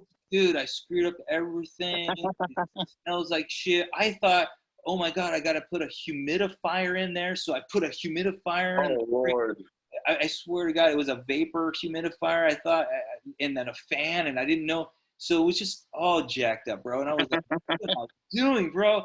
And then finally, I swear to God, I just was at the end of my wits. I just was like, you know what? I'm done. I'm going to Bali. I'm taking off for a month, and I'm just going to get out of here. It was the first time I'm ever going to take an adventure like this in my life. So I was like, you know what? I'm just going to throw everything in crates, and I'm done.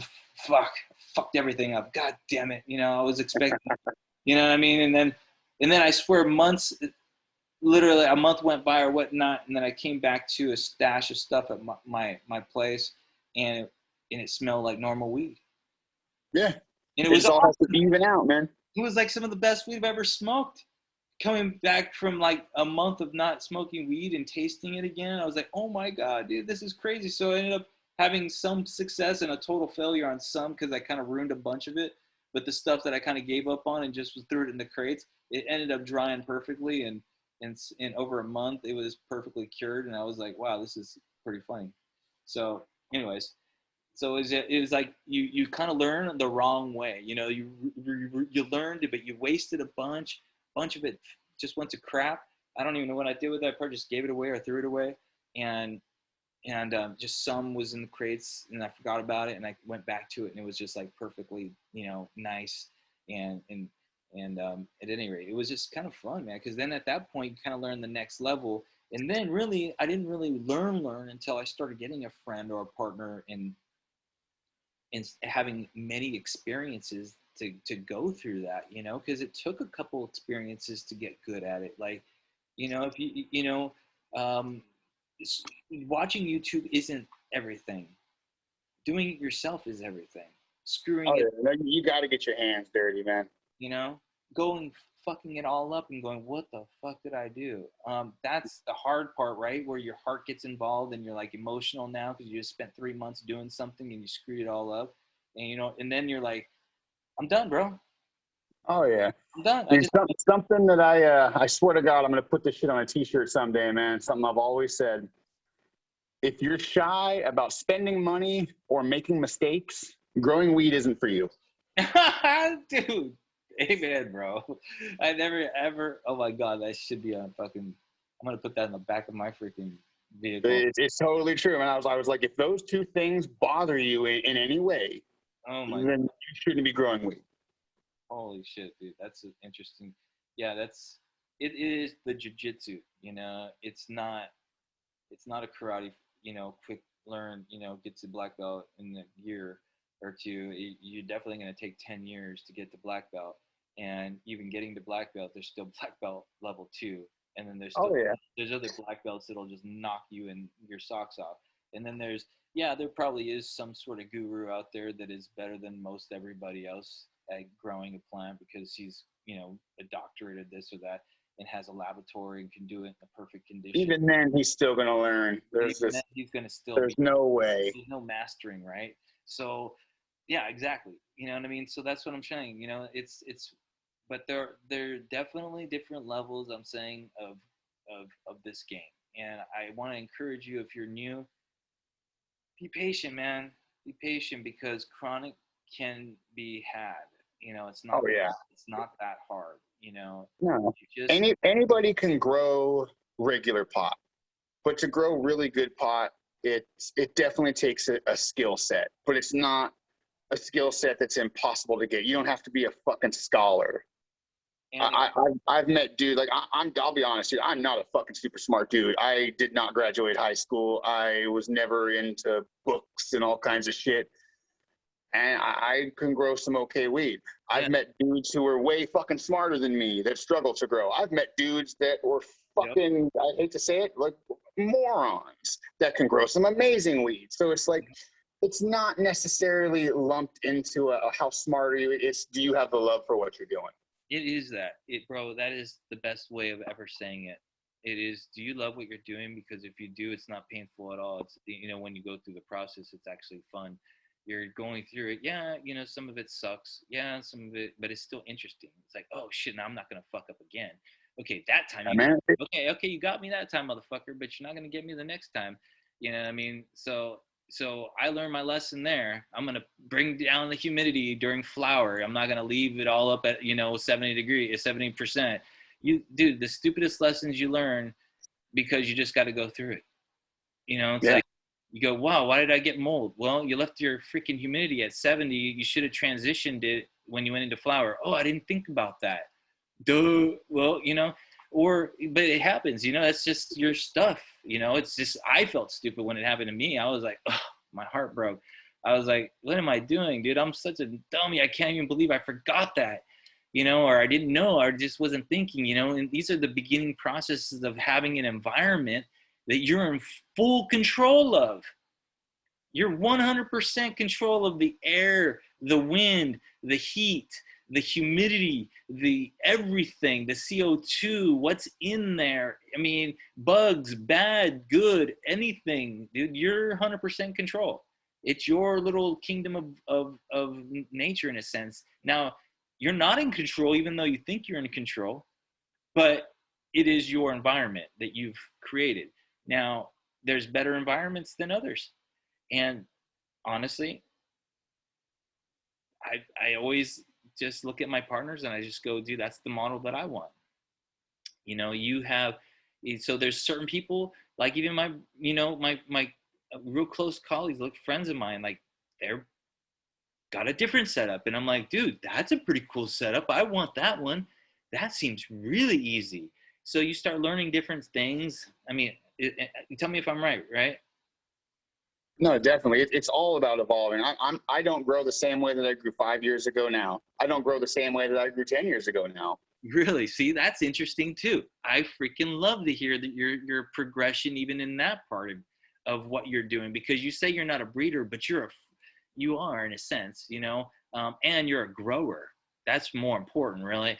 You know what you're doing, and you've been through the process, and you've grown a lot, and you've grown over and over again in different environments. You built different places.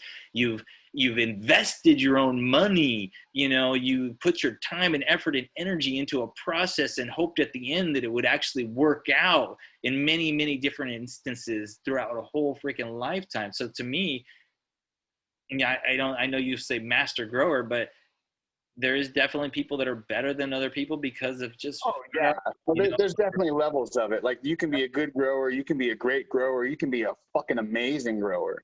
No. But there's always going to be that little bit of room for improvement, no matter how great you are. In a transition and a change and an opportunity to say, well, how about I'll do it this way, and maybe that'll be better. Well, no, I didn't like that. Well, what if I did that with this? Or maybe if I just mix these two things, like the lights, instead of having just LEDs, should I do LEDs and HPS? Maybe that'll make things better. Well, let's try. What if I try them next to each other? You know what I mean? So you start experimenting. You start doing your science. You start figuring out what works for you. Should I do straight hydroponics, or should I do cocoa, or should I do soil, or should I do organics? I want to do everything organic, or do I want to do living organics, or do I want to just add kelp and this and that and just build a micro? What's that? There's so much to understand, even in just every different genre of growing. So you can transition so many different times, and it's infinity, in a sense. So it's a science project is what it is to me. It's good to also have a vast knowledge. You got to look at it like this. If you were a mechanic, you're not going to learn to only work on 95 Corollas. You're going to work on a whole lot of cars. And it's kind of the same way with cannabis. The only thing that I really want to try to get a little more experience in is like the organic side of it, like real organics, not bottle organics, but I've grown a little soil. I've grown cocoa. I still grow cocoa. I've grown hydroponic, rock wool, in grow stones, in systems, in pots. it's a good idea to kind of touch a little bit of every base, just so you have a little knowledge of all of it. Yep. Yep. Like what's the difference between cocoa and rock wool? You know, or straight hydroponic with those rocks, doing rain and fill system versus doing full-on organics, where you actually have living worms and stuff in your system, and is it a good place for that? You know, are you growing in a good place to have organics like that? You know, do you know how to, you know, build that? And so there's just so much. I mean, it's fun, you know, once you get into, okay, we're going to have this topic, we're going to talk about that. I mean, and honestly, Iron Lotus, I'd be, to me, you are a great person to talk about this process, the growing process, because you've seen HPSs. And I mean, are you still using HPSs? You've seen it from the beginning, you know, that's all. Oh, yeah. No, I currently use the HLG fixtures, the LED lights, but yeah, no, I remember one of my first grow lights that was like, as far as the sodium, was like an old dinosaur magnetic ballast, you know, like fully exposed. All the shit was on the outside of it, like, and yeah, it has changed a lot, man. Like you know, I remember when the first air-cooled fixtures came out, and it was just like, fuck, that's insane, you know, the glass and all the ducting, and then I remember those became obsolete, and everyone started fucking with the double-ended fixtures, and there's even been more stuff in between. Like, I remember, what was it, like there was a period in like I want to say it was in like the mid to late 90s when I remember they were coming out with those like plasma lights, and they were coming out with, I think one company had like these water-cooled fixtures, like. Really? I remember. It's constantly evolving, man. This is the grow industry it's insane, man. It's been really funny to see it turn into, you know, from, I mean, it was big back then, but almost this like underground, you know, unspoken industry to this, you know, literally multi-billion-dollar backed industry. You know, such a freaking journey, dude. Fuck. Excuse my language, but that's how I feel, you know what I mean? I feel like, wow, there's so much. You've seen such a journey, you know what I mean? You've seen HPSs go to, now, are you a believer in LEDs? I'm just curious, personally. So far, yes. It's definitely a learning curve. I'll say that. Like, I didn't think I was gonna need like a power meter or any of that shit. I'm literally gonna go out and buy one soon, just so I can kind of see what the lights are doing. Because there's definitely it's a learning curve as compared to the HPSs. Because, you know, I'm hearing dudes talking about like you're able to dim these lower than you would think. You're able to, you know, run less hours. Like, you know, the guy that turned me on to these fixtures, he swears by an 11 to 13 light cycle, saying that you don't need 12 because after a certain point, you're giving them light that they're not even using. So let's talk about some of that, because I've learned some of that too with LEDs. I've kind of screwed myself up when I got them. I got 4 600-watt megas, next light megas, and each one of those was supposed to produce the amount of light that 1,000-watt HPS would. So technically, I had 4,000 watts of actual light in there. Yeah. So I didn't understand that. I didn't understand it at all. Like, I figured it's LED. Come on, man. Get them as close as you can to your plants. Yeah, no, exactly. Get them they're misleadingly powerful. Just didn't understand that. I completely fried my whole garden. I call it, I squatted them. What I mean is if you put so much light on your plant, it literally is going to squat. And what that means is that it's going to, the separations between each leaf gets so small that it gets micro. It almost does, like, your plant doesn't grow at all. It's like it takes 3 months for it to. It's a bonsai, plant. A buddy of mine did a crop not that long ago, and he went a little overkill on the lights. He got those. I don't know if you've seen the HLG Scorpions. Well, he got 2 of those and put them really close. And I swear to God, man, he got an adverse effect on his entire garden that was almost reminiscent of Like, have you ever seen like plants that have been like gutted, like, you know, like hoplating, where they're like, you know, they just get big and airy. They don't really produce much resin. They don't do anything. Yeah. Like they just like, they kind of stall. He just His whole fucking crop did that. he just fluffed it. Yeah. So it's so interesting what too much light will do to a plant. You know, Yeah. too much light freaks a plant out. It literally just, you know, sometimes you're going to start seeing spots, right? Spots is a big sign that you are overkilling the plant with light. Now, the first thing you need to do, if you get an LED, I don't care. Matter of fact, I don't care what kind of light you have. I don't care what, if you have a fucking fluorescent. Damn, did I just say that word again? I said fluorescent, right? Yeah, I do it constantly. So, so if you go get a fluorescent, you need to know how much light. Even though it's safer, but my point is this: go get a light meter for sure. Because if you don't with LEDs, you're gonna you if you're not pinned to the roof and you're not, you know, understanding one how much power they're giving at 100%. So here's another thing I learned about LEDs. I can control, well, one with a Troll Master. One, I just learned about my room, not just LEDs.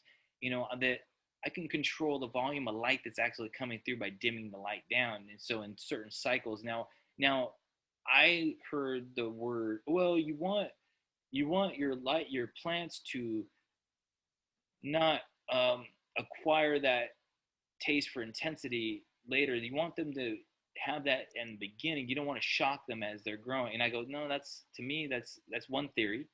Another theory is if I never take my lights to 100%, the cool factor, there's a cool factor, which means there's an AC factor.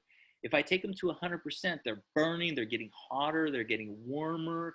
If I bring them even 90%, using them almost at 100%, and you don't even need that much light, you just bring them down 10% off the top, it cools the room down immensely for that much wattage. It's almost like you'd be surprised your spike in heat when it goes from 90 to 100.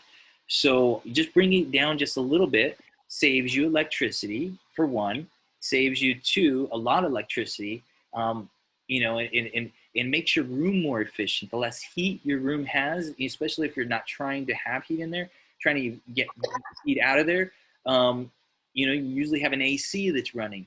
And if you're running your AC all the time and your AC is pumping, trying to keep up with this heat that's being created, that's what's driving your bill up. And so what you do is you just bring that down just a little tad bit. You know, I bring it to 70% actually. I'm at 75%. At the last week, I'm going to bring it up even higher to 90%. In the last 2 weeks is what I usually do. So I actually increase it as it goes. So in veg, I'm at 35% of the power of those lights, because that's all the power that I need, or the lumens that I need, depending on how you're reading it. So there's different ways of reading your light, by the way, guys. There's real basic stuff. There's a little light meter that you can get from hydroponics store. It's only $40, and it's not going to give you par, right? Par is those do lux and whatchamacallit, candle. I'm drawing a blank. Lumens. Yeah, I think it's candle power is the other word for it. Yeah, candle power. One lumen is one candle. So yeah. So and you're right. So those are the terms right there. So now there's two different kinds of measurement. One's actually measuring the candlelight in the room, and the other is measuring the actual colors that the plant is absorbing in the room. You know, and so one's way more expensive to buy at probably like $300 versus $40. Yeah, the cheapest one I've been able to find is around $400 or $500. Well, there you go, right? $400 or $500. So the investment's worth it, though. You get a nice little camera, and here's another cool factor, right? Other upgrades to your style. You can get into technology now and start making technology work for you. So now you get this little camera, and it's a self-adjusting camera.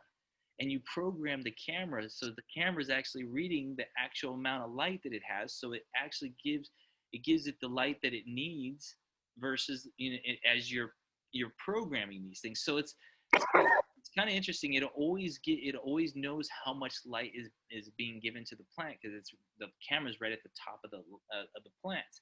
So my brother is just getting really technical. He's showing me some cool, interesting things. He's been a builder all his life and shows all these people how to do these kind of things, and so it's been a pretty, anyway. At any rate, there's so much to learn when you start thinking about lights, the process, the changes. What should I do? What shouldn't I do? And for you, where are you at right now? So I didn't hear what style of growing you're doing. Currently, I am growing in cocoa with salt base. So to me, that's what I'm doing. That system right there is pretty awesome. It works for what I'm doing. Like, I definitely would love to be able to do some of the organic shit that these guys are doing. It's actually something I think about a lot, and I definitely want to get into. But for the style of which I'm growing right now, as far as the production-wise, production versus the quality of what's coming out, the system that I have right now is perfect. It just it works flawlessly in every way I need it to work. The quality is there, the production is there. But it's mostly because, like, I have a buddy who does KNF, and I'm amazed with what he's doing. And he's tried to turn me onto it a few times, give me his recipes, and I'm just like, dude, it's not that I don't want to do it. I have no fucking clue how to put this to scale. And that's interesting. And then there's another aspect of it going the very opposite way. Some people may say, well, why don't you just go straight hydroponic, drain and fill? I prefer to do a drain to waste. The first time somebody was explaining hydroponics to me, the idea of reusing plant food, even on a mind of not knowing much about growing, was just like, well, that seems kind of fucking dumb. Hey, that's interesting right there. And drain and waste versus. I've always done drain to waste. Even if I was running pumps, I would have two separate reservoirs. So one could pump in and the other would catch the fucking waste. But no, I've always, they get their fresh water and they're never going to see the same nutrients twice. Why don't you use that system in your place versus the cocoa right now? What's that? Why not use the drain and waste system in your life right now versus cocoa? Just curious. I mean, essentially I am. I mean, I'm just hand watering it. I'm not really a big fan of pumps or automation. Especially, I mean, I've got buddies that are doing it, and they'll have like fucking 2 lights, but they got it fully automated. Sure, yeah. I'm not that busy in my life that I can't take an hour to water my garden by hand. Because even now, like, I mean, I'm growing a big room, with a bunch of different varieties. Even plants of the same variety, plant A might not drink the same as plant B. Plant A might be ready for 10 seconds of water, while plant B only needs 6. But if you have it all on a timer with a one-size-fits-all feed, that seems like it doesn't seem like a good concept to me. Like, it's one thing if you've got thousands of plants and you can't touch every single plant every day, then yeah, you're gonna need something like that. But I definitely don't think I'm at that point. What's your experience around nutrient lockout? Like, let's just say you have a plant, you have a whole squad of plants, right? They're all one section of your garden is all this one strain. And 3/4 of your strains are going fucking nuts. You're like, yeah, dude, I love my garden right now. Ooh, yeah. But some reason this patch over here is just tripping. And you're like, what did I do? What's different about this patch? And then you kind of, you look at what you're doing, and the only thing I could think of at this point, I'm going, okay, I mean, everything else is perfect. Everything else is on point. Does the actual clone need more nutrition than another clone? I don't think so. So could it be that I screwed something up with it and it got a lockout of some kind? And then how do I clean that up so that it does it so that it can get back to normal, or am I screwed in my process now? Am I just keep feeding it as best you can and it'll absorb what it can and it'll either get healthy or it won't? Or is there because in hydroponics there's a flush. Yeah, see, with cocoa, at least what I do, not only do I do my final flush for 2 weeks, on the 7th day of every week, I give a flush with a very, very mild nutrient solution, like, maybe 1/3 strength. Guys, listen to this, And please. once a week, man, because it's obviously you don't want to give them a huge ass flush with just pure water every week, but I've found that when I get around to doing my final flush, it just kind of happens a little easier by doing that once a week, or just a light clear out. Even some people say, well, what if I add flush or finish or whatever it's called in every genre of nutrition? What if I just add that daily, right? A little bit of that daily. That's what I'm doing right now. My system requires me to do it daily. But is there, and how many times, is there a time, should I do it once a week where I'm doing nothing but a flush or every other week? I would say that's what I've been kind of following is every other week. I'm doing really just a flush.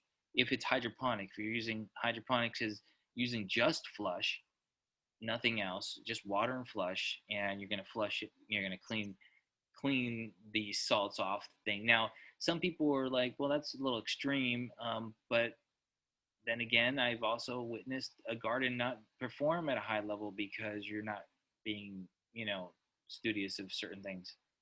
Yeah, no, they definitely need it, especially if you're doing like a rockwood or a cocoa garden, because that salt can build up fast when you're throwing really high numbers of feed at them. Which that's another thing is I don't feed like insanely high numbers. Like I actually feed probably about half the recommended strength that my nutrient company recommends. Well, now and like super. they really don't need it. Like I experimented. A couple years ago was just like slowly backing off the newts, and I didn't have any bad reactions. So I've seen some bad reactions when it comes to CalMag or comes to the kind of those situational things, but I haven't seen many outside of that. So what I have seen is even people using very expensive stuff all the time is Yeah, no, I'm like definitely not one of dumping those dudes. your wallet goes into like, well, let me put a little bit of this and now some seaweed and then that cost me Yeah, this much and then before you know you got volcanic rock and now you're going to add that to this or whatever, now you're going to do this and then you're going to try to get this awesome stuff so that your garden just spits gooey nasty resin out. And yeah. well, No, I try not to get too hyped up in the tech or the brands, man, because that's really not where it is. A little side note, this goes back like probably about 6 or 7 years ago. I'm sure a lot of people listening, I'm sure Advanced Nutrients. You remember them? oh yeah. A huge nutrient brand. I went down to my local hydro store, and it was actually a customer appreciation day, and they had some of the reps from the companies down there, and they had an Advanced Nutrient rep. And this was at the time that they had that big freaking poster that had the pyramid on it. And you use all these products to be, their different levels of growers. And this guy's trying to sell me on this stuff. And he's just like, oh, well, you could just really maximize your garden. You got to try this, this, and this. And he's showing me this list of like 20 products, and it all costs a fortune. And then I go and show him the stuff I'm using, pick it off the shelf. And I was like, well, I use this costs me this much. And I'm getting everything that you're talking about that I'm going to get if I use your brand. So why do I need to use your brand again? Well, ours is a little bit better. Yeah. That's what they try to push, man. Is it's just like, oh, well, you're missing out on this and you're missing out on that. And then like another big one that happened the last couple of years ago, and I don't want to talk shit about it because it is a good product, is the Elite 91 products. Everybody is so hype on Elite 91. I used the Myco Jordan. I used their roots. I used their the clone solution, and they were great products. But in my opinion, you're a fool to spend that much money on that shit. Their bottle of clone solution, I think it was like $30 or $40, and they're like, oh, you're gonna get these great results. It's got this in it. It's formulated with this. I use a product that costs about $8 a bottle, and I get amazing cloning results, just as good as when I tried the Elite 91. So, I mean, why, if it's not broke, don't fix it. Right. So that's interesting. What about silica? Um, I've never really. I used it for a little while. I've just kind of always just, a lot of the products we use, especially the base nutrients that we use, there's going to be trace amounts of silica in it. I never really used it. I never noticed the difference. The silica and the inoculants, like the products like Great White and all those mycos and stuff like that. I used to use them religiously. I thought that's what you had to use to get great roots. I was like, oh, if you're not using that, you're gonna have a little spindly nothing root. It's gonna be whatever. Well, then I had actually ran out of it, and the store that I got my stuff from was out as well. So there was a several week period where I was not using any. It just kind of slipped my mind, and that several weeks turned into about 3 months. And by the time I realized, oh shit, I haven't been using my root inoculants for 3 months, I'm looking around at all my roots. Nothing has changed. I have new plants that have been planted in that time period that look just as good. And that's when I realized, I was like, it's really all about the health of your plant, observing proper flushing, observing proper dry down times. That alone, just the not oversaturating your shit is going to give you great roots. What do you mean adding, as much beastie blooms as possible isn't going to tighten up your nugs and all that? I mean, I think in some ways, a lot of that nutrients, the level of what it's feeding your plant at that time really does help tighten up nugs. Now, I have found that experience to seeing loose nugs and tightener nugs. So in some ways, I've seen some stuff there, and I've seen, but I now am believing that less is more. And here's why, because I've been on the theory too of like, well, the plant needs it. No, the plant doesn't need it. Maybe it doesn't need it. Maybe you think it needs it because maybe you think that you can push your plant, but really it's not about you pushing your plant. Now, there's two theories, of feeding too. One, you're feeding your plant, and then two, you're feeding your soil, which then feeds your plant, right? Yeah. So if you're feeding your plant directly, you can pump your plant full of freaking nutrients, and you're gonna push it through your plant, and it's going to make them awesome. Well, your plant is as healthy as you can keep the plant. It's just almost like a healthy human being. It's just going to be at a certain maximum. It's going to be efficient. It's just going to be perfect. It will be happy. It's not that if you're going to feed it this extra, it's going to be happier. It's already happy. It's peak happiness. So it's maintain peak. It's about finding that optimum level. Now different people talk about terpenes, right? So now it's not just about health. Well, it is still about the plant health, because even terpenes come out during the plant health.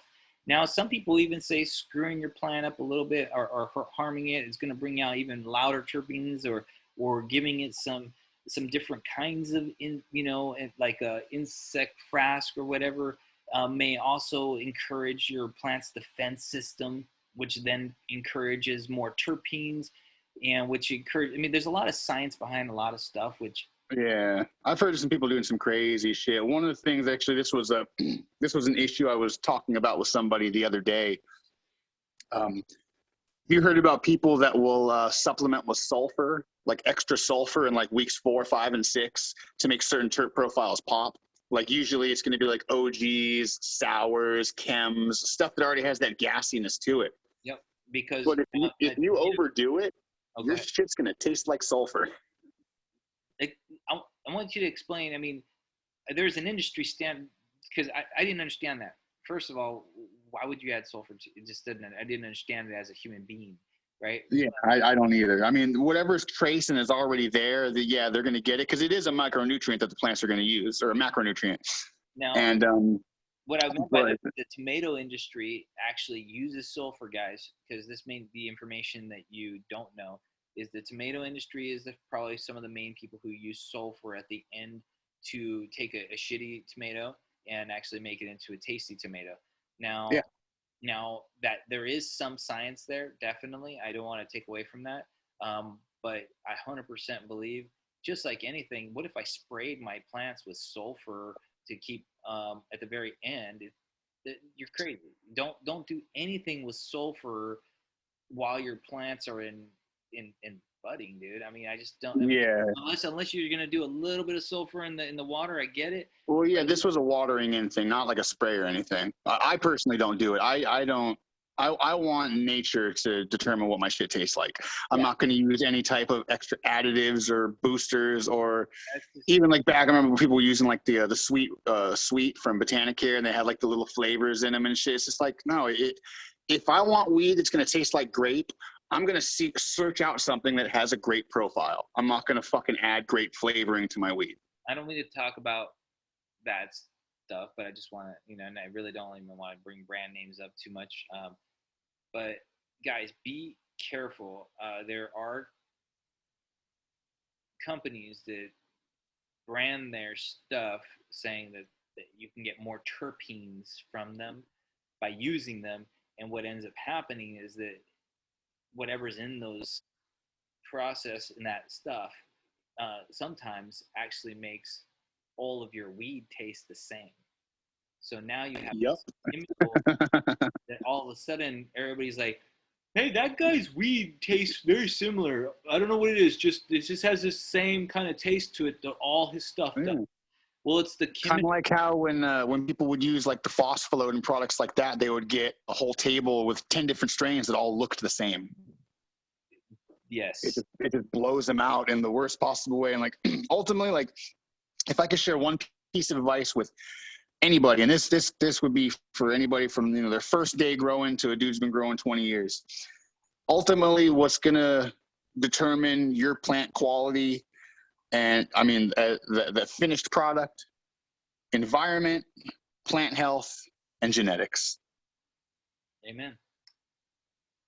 You can have the best system in the world. You can have the brand new light technology with all the bells and whistles, all the best foods, the this, the that, the whatever. If your genetics are shit, your garden is going to suffer. If your environment is shit, your garden is definitely going to suffer. Honestly, environment, I believe, is the number one. Yeah, environment. Yeah, it's definitely, and genetics. You can make decent weed decent to smoke. But you can make okay genetics shine in a room that has a perfect environment. Yeah, and I've seen that, but I would say that genetics is a big piece, especially for a lot of different reasons too. It's not just for having chronic, right? There's different medical reasons. There's different traits. There's different people like indicas. Some people like darker indicas that makes them. People want the lighter sativas. They want the there's a whole mess of reasons to want different things in your life, and some people like gas and some people like cherries. If girls don't like cat piss, they like smoking it, but they don't want to hear about it. What the freak are you calling this cat piss for? Can you just call it cozy kitty or something? I don't know. Oh man, no way. Exactly. No, honey, it's cat piss. You gotta have the smoke. Exactly. Get used to it, man. Yeah, it depends on the girl, right? No, some girls are like, hell yeah, they know what's up. But you got to have an appreciation for all of them. I try not to be too closed-minded with cannabis. I really only have one or two varieties that I absolutely hate and would never smoke. Wouldn't want to touch them with a 10-foot pole. They just didn't taste good to you. And like I've had one of those where I was like, kind of smells skunky and crazy, but it just wasn't my flavor, and I was like, no, it's just not your flavor, bro. Yeah. No, for me, that's you only got to look at my IG to figure this out. Is Blue Dream. I fucking hate Blue Dream.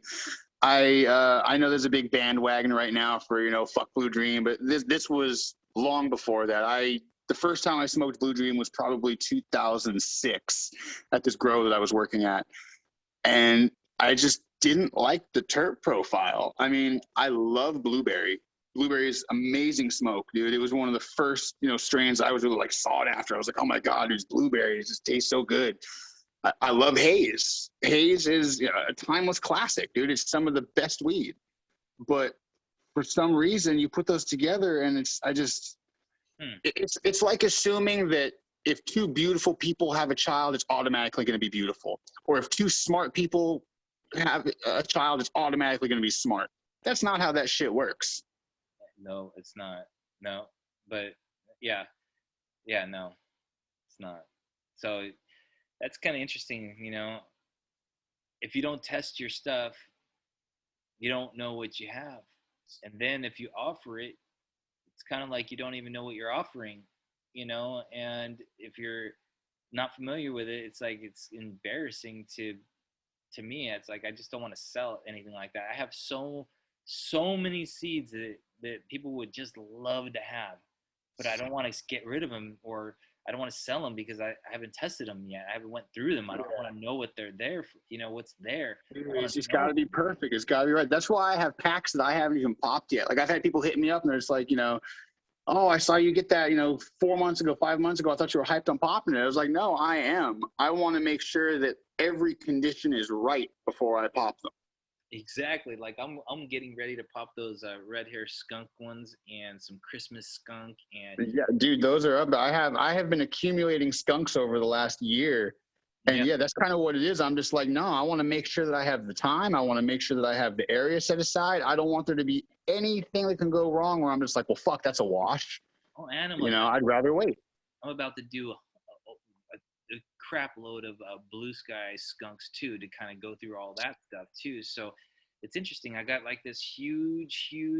I don't know if it's a skunk thing or just, and it's kind of like just a lot of cool little genres of chronic or being explored right now, and I know that you've found some cool stuff probably, you know, with all your connections and different things, and then we're all exploring a couple of the similar stuff too. So it's gonna be cool. It's gonna be cool because I think now that we have this internet connection, we can find things faster and weed through things faster in a lot of ways. But oh yeah, it's easier to put stuff out there. You know, it's like. Oh, sorry. I don't know how to mute that. But yeah, it's just we live in a time where it's so much easier to put it out there and share the information with people.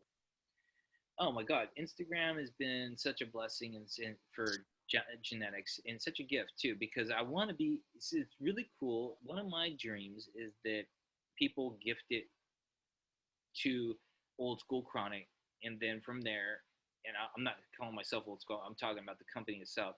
Yeah.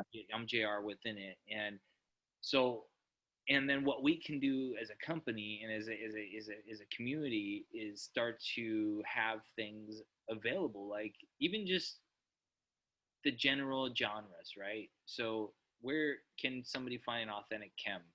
Where can somebody find an authentic sour? Where a real sour, like something that's been, you know, that's there that people can trust. Where can people find authentic old school, like any kind of hazes or cap hisses, or anywhere from white rhinos to you know, there's the great white shark, just kind of like those old school stuff, you know, the stuff people are looking for, the Thai stick that people really want, the real OG, the pine gas, no glue and no sweet, all pine and gas OGs. Like, oh yeah, you know, where's that at? And I've tasted them recently, so I know they're still around. And you know, and they're getting less and less. The people are kind of holding on to certain things like that. But I think now, because nobody wanted to be known for weed back in the day, and I think people are kind of coming out of the crevices with their cool stashes and are starting to share some stuff. Because I've had people share stuff with me that I'm going, there's no way I would have ever got my hands on that.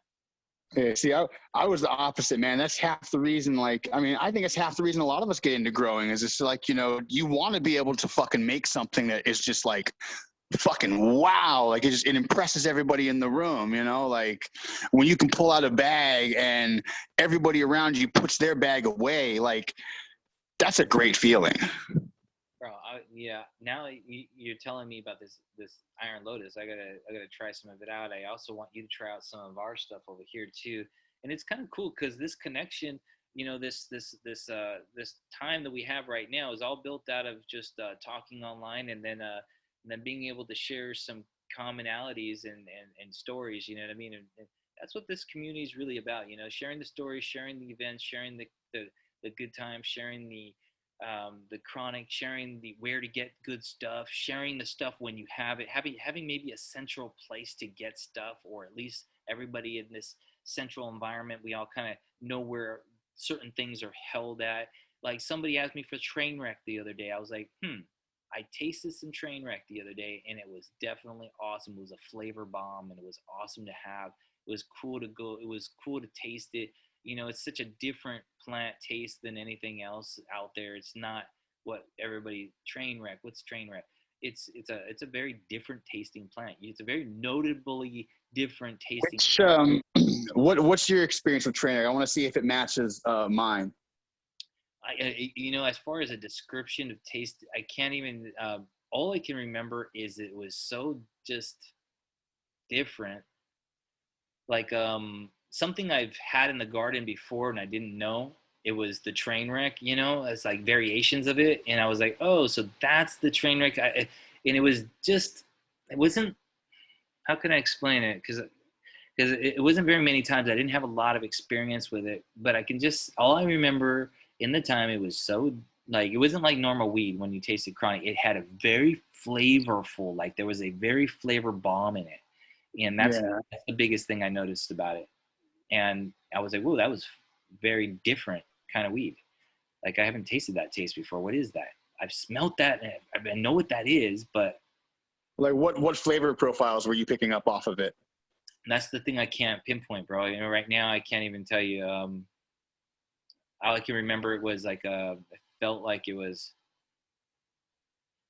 more of the purple loud, but not purple. It wasn't purpley like grape. Like a musk. Yes, like a musk. All right. That's what you're. That's good. I was looking for it. I was looking for, what was that fucking taste? Like a musky something, purpley musk, but interesting. People always talk about it having like, you know, these like classic, almost like a lime. Trainwreck. A lot of people's experience with Trainwreck is, you know, they think California. They think, you know, Humboldt. The real wreck, it's debatable on whether that shit comes from California, man. When I spent a few years traveling in my younger days, just living out of my backpack, and just I wouldn't necessarily call myself a wook because I took care of myself and had my own money and stuff. But no, I traveled and I had fun. And I went through NorCal, I went through Oregon, went through Washington. Well, in my travels in Southern Oregon, I mean, I remember the day like it was yesterday, man. I was sitting at this bus stop with a friend of mine, and we just smelled the loudest, just musky weed, man. Like almost, I don't want to say it was pissy or skunky or anything, because it wasn't any one in particular. It was just a very heavy musk. And we're sitting there looking around just like, where's that coming from? Who's fucking smoking? Like, and we're not seeing anybody. And then finally I look, and it's probably about 50 feet away from us. I see these two kids sitting kind of like under this tree, kind of like tucked behind this sign. And I'm just like, all right, that's where that's coming from. Let's go over there. I walk up to ask if I can take a hit. He's closing the lid on his jar. He just rolled his joint. And I was just like, what the fuck is that? And at first they didn't want to talk to me. They were just like, oh, nothing, you know, nothing. We're just waiting for the bus. And I was just like, no, man, like, well, what is that? That smells fucking amazing. And the one dude finally talked to me, and he's just like, that's the real wreck. And I was like, what do you mean? He's like, well, it's real. And he just starts going off on this whole story about how Trainwreck originated as a Southern Oregon strain. And it made its way down to NorCal just over the years. And he's just like, starts going on about this one cut has been here for probably 20 years. And his buddy grew it. And when they were kids, his dad's buddy grew it. This whole story, man. And at the time where I was at in Southern Oregon, good chronic was really cheap. You could pick up, you know, an eighth for $35 easily of really good stuff, indoor. This was the only weed in town that commanded what they called California prices. And it was $50 to $60 an eighth. It didn't matter who you were. There was no real breaks. But, oh my God, dude, this was some amazingly loud weed. Yes, musky, loud, flavorful. Like, it's a flavor bomb. Whatever it is, it's a flavor bomb. You know you have it when it like opens up in your mouth. You're like, ooh, that was, wow, I could taste that for like 10 minutes after, 20 minutes Yeah, after. no, like you're sitting there like lip smacking an hour after you smoke Yeah, the joint. You're just like, you still got the flavor. The high ain't even there no more, but you still taste it. yeah, you still taste it. Like, that was like, whoa, that was a flavor bomb right there. And that's very distinctly, yeah, what I remember is Trainwreck, which was cool because the same guy who had the Pine Gas OG also had a Trainwreck there. And I was like, dude, you got two classics here. So there's some people around, man, that have that kind of stuff, you know, that hold on to those kind of flavors, and like your Lotus, you know, and I have a couple that I'm holding on to that I'm enjoying and that I want to share eventually, because I don't want to just be the only one holding on to it. It's like, No, exactly, man. yeah, it makes me afraid, like, am I the only guy with the white rhino? Dude, that's, what if anything happened? What if No, that's my plan. My plan for the last couple of years. I've just been busy with stuff, but I'm planning on doing an Iron Lotus back cross. I have already an idea of the male I want to choose, but no, I want to do like a 4 or 5 times back cross so I can offer pretty much a pure Iron Lotus in seed form, and I want to give it away, man. I don't even want to sell them. I just want everyone to have them. Bro, I kind of feel the same way. I'm doing that with the cat piss right now. I'm at BX3. I'm moving into BX3, and I already have plans for BX4. And I just, every season I'm just gonna do a BX, one more or a couple more BXs. Keep taking it all the way to, you know, BX7 or whatever. Well, I believe once you hit 4 or 5, I believe it's cubed. But if you can still go past that, I mean, if you can turn it up to like a BX6, 7, or 8, like you're going to have something that's like a 99% match. Well, then yeah. I did not know that the 4 was cubed. To be honest with you, I believe it's 4. I think 4 times back cross makes it cubed. I always thought it was 6 for some reason, but you know, it's, again, there's always something to learn. That's great, you know, and thank you for telling me that. So Yeah, I'm pretty sure, you might want to double check, but I'm pretty sure it's 4. I'm pretty sure you know pretty well. So you've been around and done this, you know. But I will check. But with that said, that's cool. I want to do that too. I feel that, you know, like there's certain strains, like, do not freaking lose those strains. We just feel like, you know, because that's how I look at it. It's like, you know, it might be hard to keep a variety for 10, 20, 30 years from now, but it wouldn't be hard to make 10,000 seeds and hold on to those for 10, 20, 30 years. No, and you can open them up and then regenerate the seed, you know, again, every so often. So that you don't lose them, you know. Some people will freeze them, and some people will just every 5 years just open them up and, you know, get them to crack and make some new seeds out of them, and do the same process and get some freshen them up. So there's a process in keeping seeds. I know people that have had, I mean, I know a guy literally in England, which I'm like, wow, this guy may be one of the few people who really do have some of the original RKS seeds and all these big bud skunk seeds, and they've been frozen for 20 years. Some crazy amount of collection, all super organized, that you would be like, what the freak is this? It's like a gene pool of stuff that you thought was all gone that's still around, kind of stuff, but just in a freezer somewhere in England. You know what I mean? And I go, wow, you got to be kidding me. Those are from the original places, the original stuff that you back, you know, and it would make sense that he would have some of that kind of stuff, being that he's next to Amsterdam, you know, and at any rate, it was just kind of a cool, there's some really cool people like that. I was even talking to a guy from Lake Michigan who just connected with an old lady who has some of the oldest like strains, some of the original stuff of this and that, and like even like I think even maybe the train wreck in there somewhere, and she just has all these classic original strains, and she's just an old lady, you know, but she's had them for some 20, 30 years, and she lives in some country place in Michigan. You know what I mean? So there are those places, dude. Those people exist. You know what I mean? And I've heard, and it's really cool to hear the stories of where skunk may have originated in the U.S. It's different than where the skunk originated in Canada or Yeah, in the well, they're UK. different skunks too. Like anybody that wants to say like Skunk One and RKS are the same, they're lying to themselves. There is a belief that they could be closely related, or is a skunk one now married to an Afghan that came in the 90s, and that's There how is he got Afghan in that Skunk One. I mean, the Skunk One is, if I remember correctly, it's a Colombian, Acapulco, and Afghani. Sorry, so I bet you. I believe the roadkill just to be a very pure Afghani specimen, maybe with a little bit of influence from some other places, but I've smoked some good pure indicas and real good Afghanis and gotten that, that meaty, cushy, dead funk. Not necessarily a roadkill funk, but something very close. And I've seen, even in the Blue Sky stuff, I've seen his stuff, like I'm telling you, there's a death in his, like there's some weird stuff and like skunky stuff in there.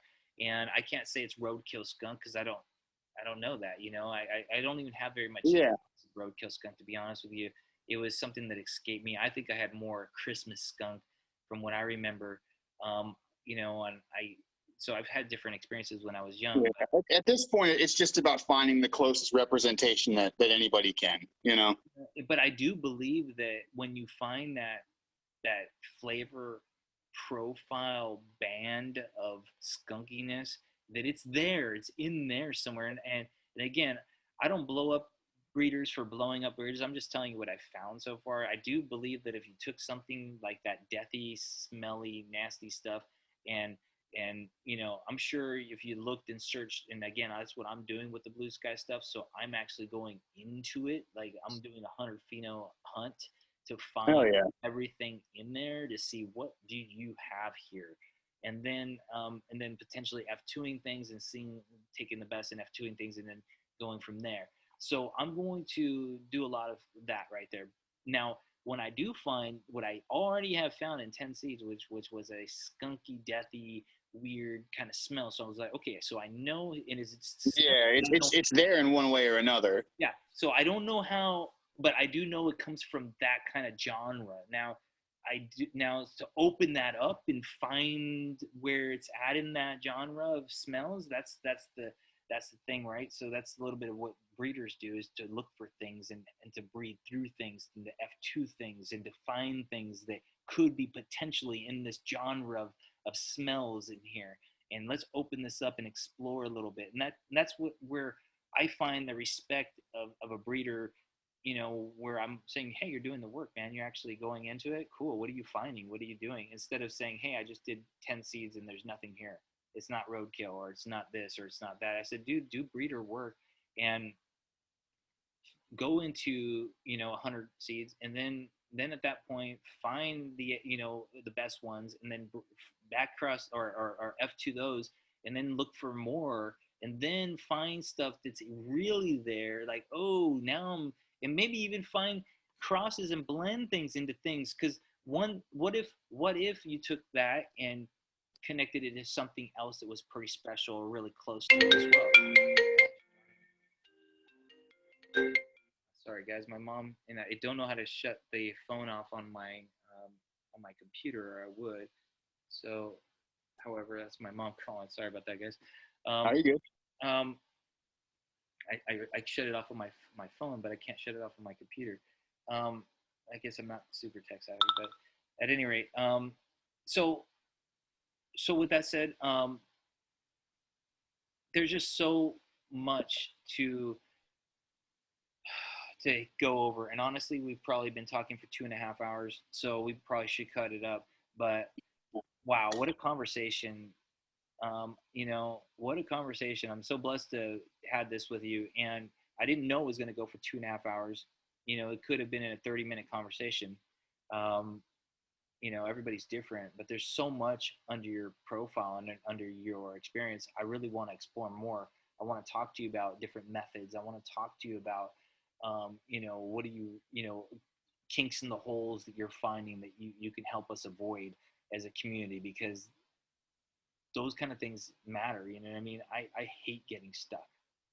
I hate feeling alone. I hate feeling like I don't know what I'm doing. I hate feeling those feelings of like, so it's really cool when you hear experienced people like yourself kind of give a Oh little. hell yeah, man! It's a different time with that. I mean, shit, 20 years ago, 30 years ago. I mean, if you were a grower and you had problems, I mean, you kind of had to fucking bite the bullet and figure it out yourself. There was no resource group or to call on, and most people that were growing it, they sure as shit weren't talking to you about their grow. Nope. So Anybody to know about anything. I still don't want people knowing anything on me. You know what I mean? So I talk a little bit about my personal growth, and I show a little bit, but I don't really show my I just show stuff. yeah, you don't get you never delve too deep into the inner workings. Yeah, exactly. It's a need to know basis. Exactly. I think that, I want to share skills. I want to show people personally, the guys, the work can be done. This is what it looks like. Here's what you're going to get. Here's what you're most like. And then if you make a choice at that point, you're making educated. So I love doing that stuff. And especially, but at any rate, I know we've talked about so much. I just want to continue to talk, to be honest with you. And that's a good sign. So maybe sometime we can do a part 2 or whatnot. We can really feed as much as we can to anybody who's listening, So Definitely, man. I'm always down to be a part of some episodes. Awesome, man. Well, thank you so much, bro. Honestly, thank you, bro, for doing this on your day off, and spending the whole morning with me and just catching up, smoking a joint, having a cup of coffee, having some real cannabis talk, and I love it, brother. So Definitely, brother. Thank you for having me on, man. I appreciate it. seriously, dude, it was a pleasure meeting you, bro. I'm really happy that we got to do this. So thanks, man, and have a great Sunday, brother, and we'll talk soon. We'll catch up Definitely, soon. man. You do the same, man. Have a good day. Yeah, my friend. Talk to you soon.